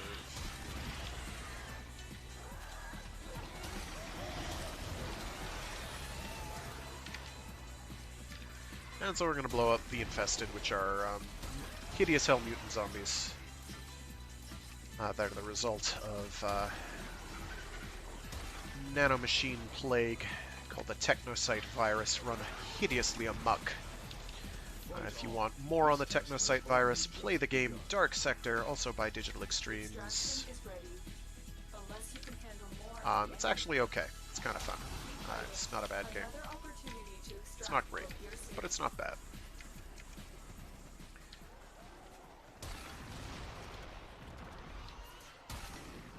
Came out before Warframe, was going to be kind of the Warframe prototype.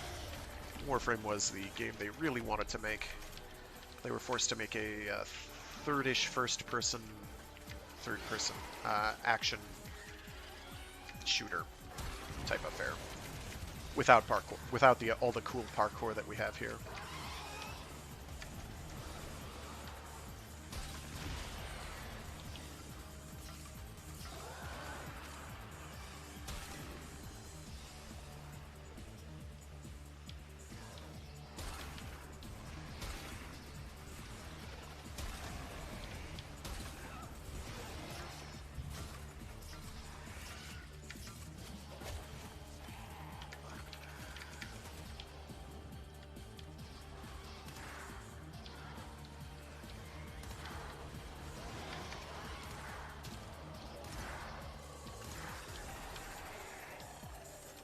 So it makes the Icarius cool. These are kind of lowish damage numbers, although they're killing things rather effectively. Is that the projectiles home in. There are not very many homing projectile weapons, mostly because you don't need them. Your ammo totals are pretty miserable. It does not have a lot of ammo to work with. Ordinarily, its reload time is incredibly slow as well, sped up by sprinting while reloading. But I've got a ribbon on there that is making its reload speed rather quick. You can see those projectiles curving around, arcing to hit foes.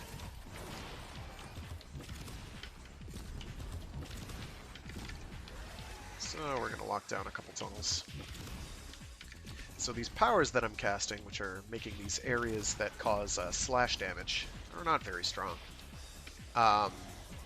Those will be negated by those arbitration drones.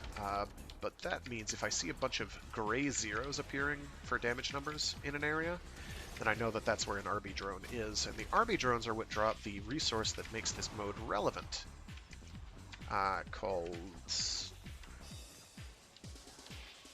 I don't know what it's called. We'll call it arbitration juice. Arby juice. So they drop it. That's been those things that'll pop up on the HUD that looks sort of like a swirly thing, a white swirly thing. Let's see if another one will show up. Come on, get him. No, one didn't appear there. You'll see them as like dropped items occasionally. And that's why we're here. I don't think I have a resource booster, so I am getting half of what I would normally be getting. That's okay. Resource boosters are highly optional anyway. It does speed things up, but they're not really... They're not essential. It means you do in one session what you were already going to do in one session, you just have surplus. Most of the time that's not even necessary for resources. The only one where I would even consider it being something you'd want to look at is argon crystals, because those fade over time, and you want to get whatever amount you need just in the one session that you're doing, and then you never want them again. But a lot of the time you can get like 4 to 8 of them. Well, 4 of them. Can you give me mods? I'll sub. I have no idea who you are. I'm sorry.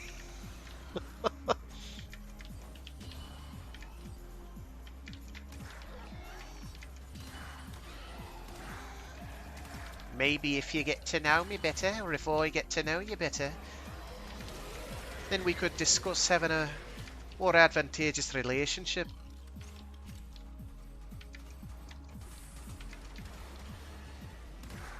I don't think I can even give out moderator privileges anyway, because I haven't hit the right number of subscribers or any of that. Your potential blossoms. I kind of don't care, if I'm honest. Reinforcements available. Do you choose to leave now or continue? Oh, can I give you mods? Oh, I thought you meant like moderator privileges on YouTube. Yes, I could give you mods. If I've got spares, yeah. I can do that. That's not a problem. I'm sorry. I totally misunderstood. Which mods do you need? I'll see if I got some dupes after this. Why would I do that? I wanted to jump and put it up there, but I did not get the action out. There we go.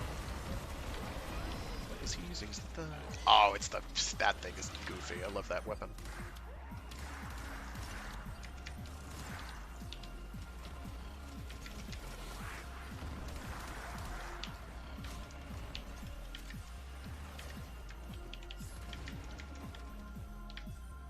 So yes, I can give you some mods. Just Come up with a list. because at Mastery Rank 3, there's not a whole lot I'm going to be able to give you at one go. Narrow-minded, I should have a spare of that. Should. If I don't, I may not be able to help, but I will check. Actually, there's a bunch of the corrupted mods I don't have dupes of. I'll check it to see if that's one of the ones I've got a dupe of. I'll see what I can do. I know I don't have a spare maxed one. I might have one at base level. Might. Okay, I'm switching back to the weapon that I actually need to level.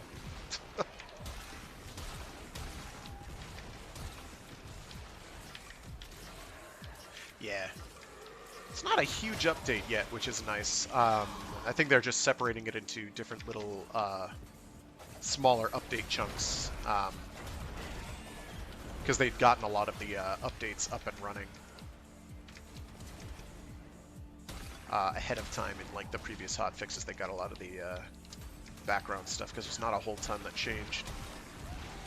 Mostly a bunch of database values getting edited, I think. So that little thing on the ground there, that's what I'm talking about. What are those called? Vitus Essence is what it's called. And there's a specific vendor you can go to that deals in that. Boy, let me start throwing out, like, things that are helpful.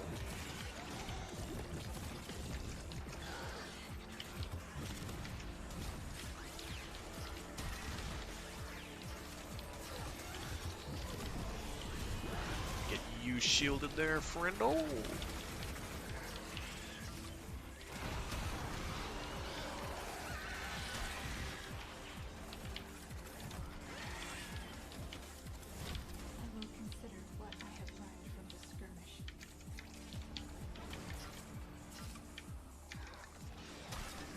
So yeah, I'm sorry about the misunderstanding there. Yes, no, if I've got dupes and mods, I'm happy to give them away. I'm playing as Protea right now, mostly because it's getting a boost from this arbitration mission, because each arbitration will have a boost to a Warframe and a weapon. Usually 300% power strength and 300% damage, respectively.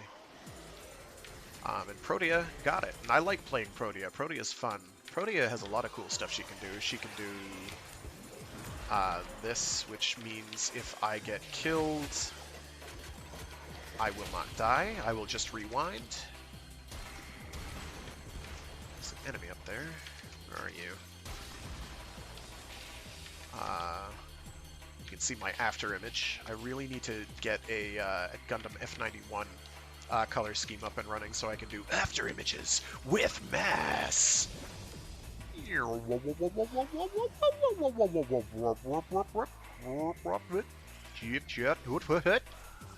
Splat. So when it ends, you rewind.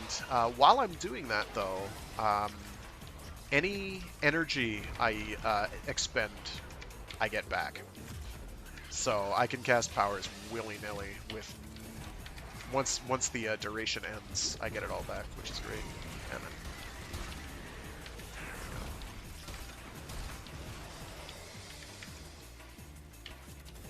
the problem is casting powers isn't super duper useful here because of the arbitration drones, which will usually, I mean, other than the defensive powers I can do.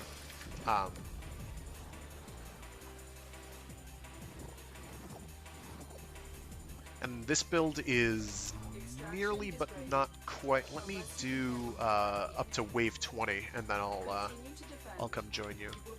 Yeah, she's a lot of fun.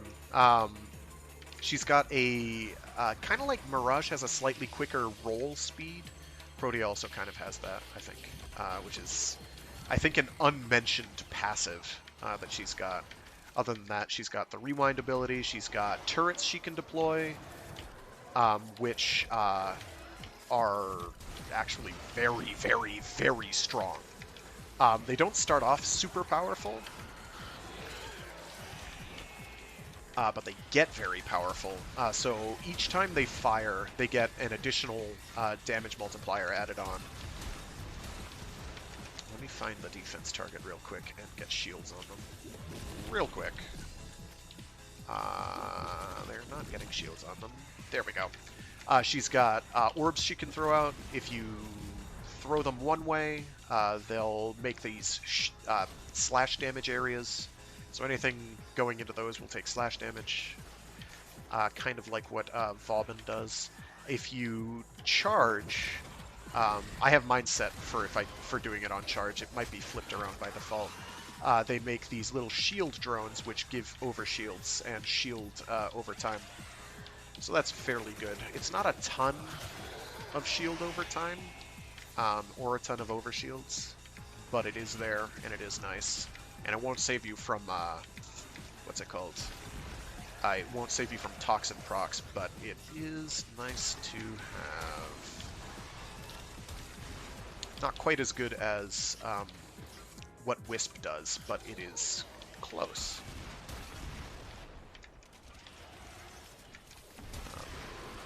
Oh yeah, and of course she can also deploy a dispenser which gives energy orbs. And ammo, and health orbs, so she's very good at support. She can do attacking as well.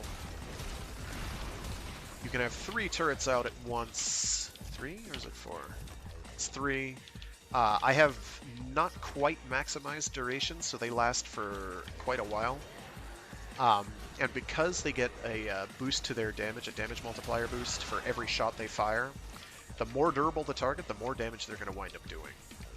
Which seems obvious, but is very dramatic. Having 3 of them out means you shred things, and they do forced heat damage, so if it's got armor, it's dead. And the beams chain to other enemies, kind of like the... what's it called? The, oh my gosh, my brain. kind of like the Atomos, the Amprex, or the Kuva Nukor. Oh, there we go. They'll arc between enemies. It's kind of a short range for them to do it, though. But you can see it got up to a 17x multiplier.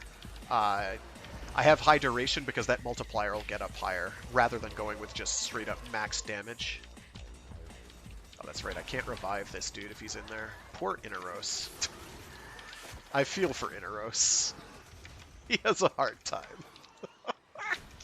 If he dies. Oh yeah, that's right, Frag. Just jump right in there. Okay, so her 4 is that rewind feature. So if I take enough damage to get killed while in this, I'll rewind back to where I deployed it. That's going to be very, very difficult for me to do.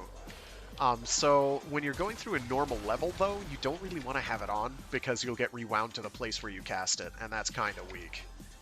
All your powers get refunded after cast, so cast away willy-nilly.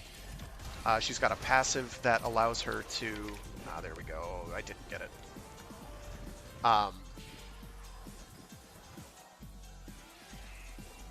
She's got a passive that allows her... so this thing on the bottom...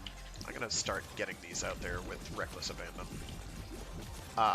So this thing, right-hand corner, that says 100% ability strength. So after 3 casts, your 4th power will have boosted power strength. So I usually save that for either the dispenser... not the dispenser, the turret or her 4. But usually the turret. I'm gonna get the dispenser out. I am not remembering my support duties here. So it's a boost to your damage there. What else does she have going for her? Oh, right. Back to my ramble that I interrupted. So, like if you're doing, say, a capture mission or an exterminate, you don't usually want to backtrack. So her 4 isn't super useful in that regard. And you can't really turn it off all that effectively. Like, you can toggle it off, but you get rewound back to where you cast it. Like that. So the only way to get rid of it is either to toggle it off or be very clever and go into an area that teleports you back out of it. And then it's gone, so I don't have to worry about it. It's very useful if you're fighting an enemy that can kill you. It is not so useful here. Actually, it's more useful here than it is in a traditional setting. So if you're going to use Helminth to replace any powers, that's probably the one I'd do. It also does a radial bubble when you cast or when it finishes. And that builds up over time based on, I think, the damage you deal. So it can be used offensively, the rewind power, but... Okay. I got it in.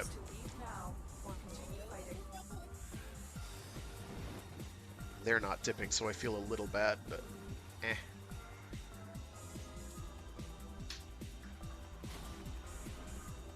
Very impressive, Tenno. You held them all back. Time to get out of here. What is this? What is playing in the background here? Ah, yes, G Savior, a somewhat obscure mecha game on the PlayStation 2. Which was made for a one-off live-action Gundam movie that not nearly enough people have watched, and isn't very good, in all honesty, but it's better than people would have you believe. Alrighty, let me check. What do we got? Let me see if I've got a spare narrow-minded. If not, I will farm for one to give you. Narrow... I do have a spare narrow-minded. You are in luck. It's another frame I like. There's a lot of frames I like using. I like using Baruch a lot. If you tune in with frequency... Okay, so now I just need... If you're done updating, I just need a name. Because otherwise, I don't know.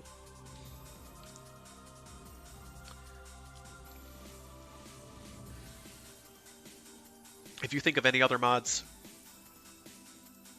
hit me up. I'll toss them your way. Because I can give you, what, like 5 at once, I think, through trading. Let's see how many trades we can do for you. trying to remember prerequisites. Continuity? Definitely have spares of that. I don't even have to look. I know I've got spares. Cosmic background radiation is a riot. I don't have spares of primed continuity, though. I only have spares of vanilla continuity, but that'll do you for a while. Primed continuity I put on a lot of stuff, but is not strictly necessary. You're not going to see that much of a difference. I mean, it's a difference of, what, 25%? What is the difference between the two? I know primed is 55, right?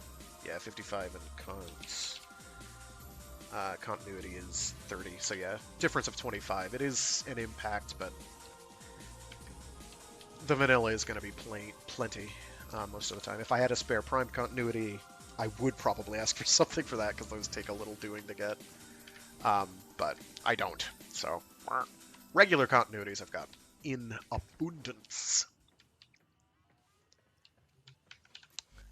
Are the things here? This, I think, needs to be at, what, 125 before I can buy that? What are the weapons? Because I can trade these away, too. I don't have the standing for them at the moment. Where are you? Sort by price. There we go. Yeah, I need 125 for all of those too. Okay, so I can't help you on those just yet, but soon. I definitely have spare flows. Definitely have spare flows. I know that. I have spare flows. All right. Is it the same name or a different one? I'm Trill.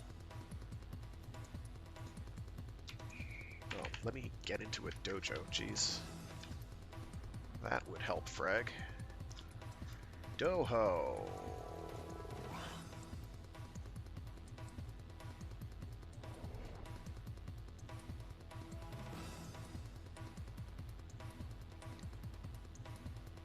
True_YT / invite. True YT. Given username does not exist. Is it LM Trill? That might be it. / invite LM Trill _ YT. No? What am I doing wrong? Let me try copy pasting.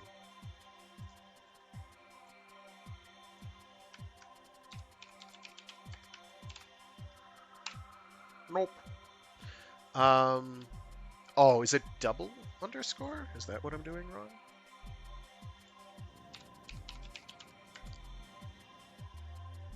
Or is it L or no? I just copy pasted it in. It didn't work.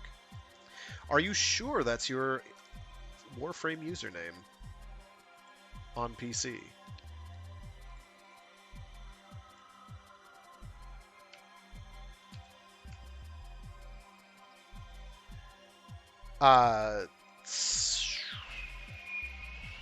Hit escape, go to communications, go to friends. It is not crossplay yet. That is not a thing yet. It will be, eventually, but it is not as yet a thing. I am sorry. And it is not cross-trade either. Alas, alack a day. However, when this year, supposedly, they get cross-play in, I will be more than happy to send you those things. Nah, don't worry about it. I'm sorry that I can't do it. I wish I could. I would be happy to. Because again, I got dupes. If I got dupes, I'm willing to give it away. Like, I don't care. With the exception of... Oh, that's a gap in the mesh. I think I've seen that before, and I try to pretend it isn't there. Yes, this is the worst designed dojo in the world. Don't mind me.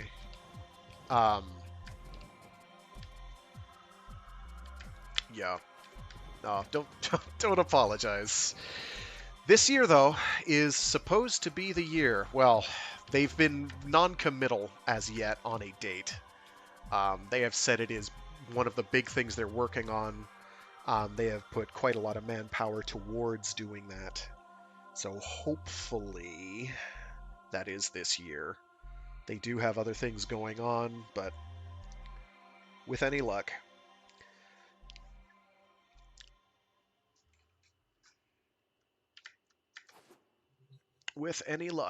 sometime in the next 300, well, not 365 days, we're already almost 4 months in.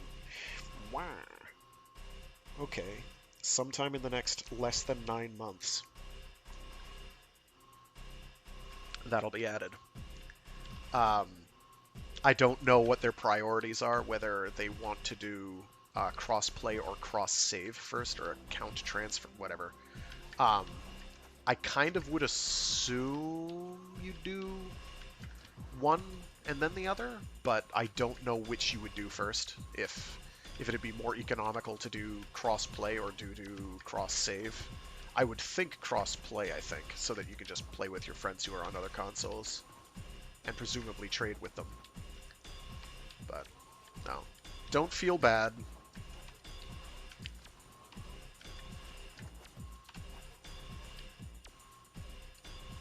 Yeah, Mastery Rank 3, you should be able to trade at that point. I forget when that opens up. I don't remember offhand. It might be as early as Mastery Rank 2. I don't remember.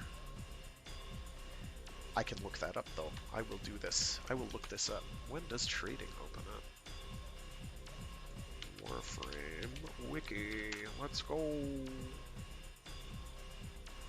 Trading. Trading.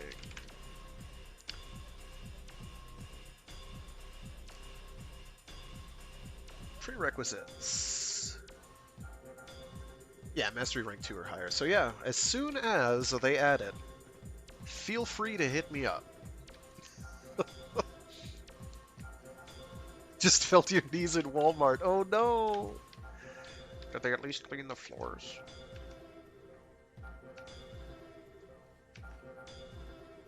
I keep forgetting that the Warframe app is a thing, and that you can remote access stuff on your PS4 using... I wish I used phones. Well, I hope you're okay. I'm sorry. I am sorry that it is not a thing I can help you with, because I would like very much to help you. I am not consigning that pet. That is not happening. Was this the one? No, this isn't the one. I'm trying to do... Where are you? No. Yes. But I have to get it with different flesh type. Now get out there and There's a goofy combo you can do with these pets. Using... Where are you? I don't have it on here. Where are you?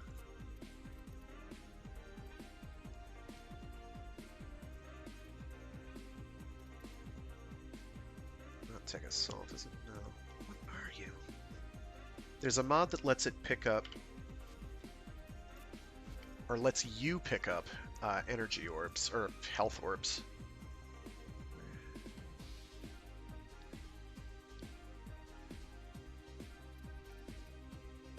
Or is that a Warframe mod and I'm just not remembering? I have one floating around, I just don't know where it is. And it has goofy interactions. It's not Mini Pet Kit, it's not Tech Assault. Paths, Shelter, Flame Grand Frost Hunter Command? No.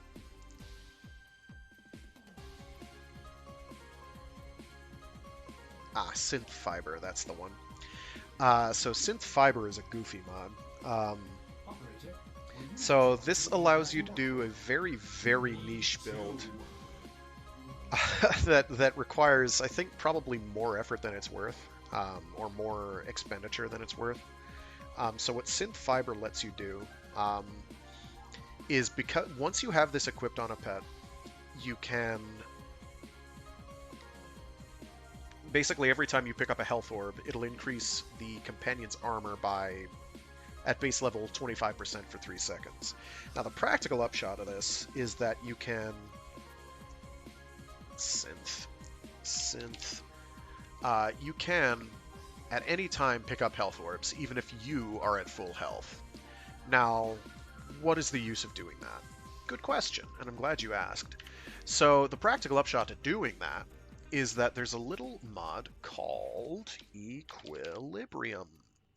And with Equilibrium, health pickups will give you plus 60% energy. Well, okay. What is it when maxed? Health pickups will give you energy. Energy pickups will give you health.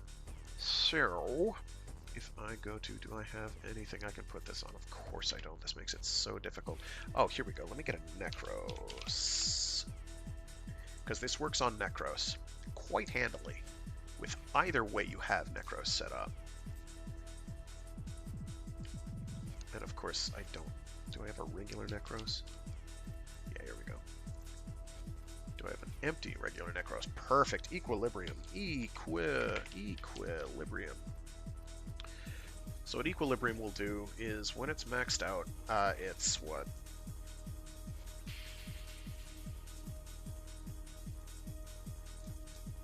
110% of the value of the orb. So instead of being like 50 energy, it'll be 55. 55 energy. And that all stacks with, what's it called? The Xeneric passive and a few other things. So with this, you'll basically always get energy every time you go over a health orb, which is pretty handy if you've got a very energy-hungry frame. The reverse is true if you've got a frame that runs off of health, like Necros, like Grendel. Grendel feeds off of, has a mod now that'll let him feed off of health instead of energy. So, this becomes very helpful because it means any orbs you're picking up are useful to you. And you can actually pick all orbs up, as opposed to, oh, I'm at full health, how do I gain energy from this? Well, that's how. So it allows for these very interesting, this one mod for pets gives you this very interesting interaction that's very niche and isn't especially worth going for, I think, on most frames. But on the couple that it would be worth going for, it is quite good. You can use this to take full advantage of Protea's, what's it called? Protea's Dispensary, which you can put on other frames with Helminth, which is super late game stuff. And I wouldn't expect anybody who hasn't been playing for a long time to be doing that, other than all the people who play way too often. I used to be of that order, but I haven't had as much time lately to do all that. So it's a cute interaction. There's a few other interesting set mod interactions you can get up to. But that's the most interesting by far, in my opinion. I do have to remake my Panzervolpaphyla because it's not optimal. Like, what is the health type I have? I don't remember what health type I have. I could find out, but I'm not going to. So, hopefully, Trill, you're doing okay. And I am sorry, again, that it didn't work. I am as well, I'm not as disappointed as you are, I guess, but I am disappointed indeed. But when it happens, remember me. I'll try to remember you. And that way, we can make it happen.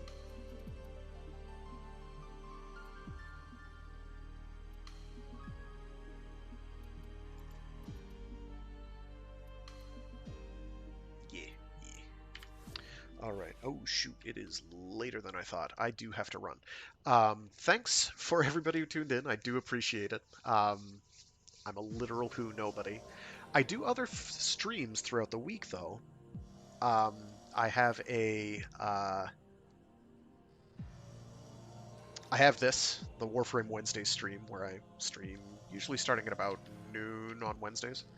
That's when I try to start. I know, it's a weird time. Most people do it in the evening. I don't. Because I do other stuff in the evening. Let's see. I have Warframe Wednesdays. I've got Mecha Mondays, where I do something giant robot related or mecha adjacent. This upcoming Monday, I'll be doing probably Relayer on the PS4, which is a mecha strategy title, which I am cautiously optimistic for. Kind of in the vein of Super Robot Wars, except without, recognizable IP characters. Recognizable characters from other shows. And then on Fridays, I have Free Read Fridays, where I read short stories and indeed entire novels aloud. This Friday, I'll be reading some short story selections from a couple short story aggregate websites. After this Friday, I will be starting a read-through, probably of Quarantine by Greg Egan, and it is not the kind of quarantine you are expecting. I can tell you that for sure, unless you've read the book, in which case you know all too well. But it is not quite what you are expecting, probably. Unless you are, in which case, damn, you're good, because I sure didn't. So that'll be next week, but this week will be some short stories, which I am probably not going to curate at all. I'm just going to find some short stories and read them, do them blind. Alrighty, so yeah, thanks for tuning in. Have a good one. Stay safe, stay sane. Be decent to each other, and ask yourself, if you're ever wondering about a moral dilemma, ask, what would MacGyver do? Not the new one. The new one was like a Navy SEAL and he killed people. The new one sucked. 80s MacGyver. Richard Dean Anderson. Ask yourself what Richard Dean Anderson MacGyver would do. If you're gonna, have a moral quandary. Alrighty. Thanks again. Have a good one.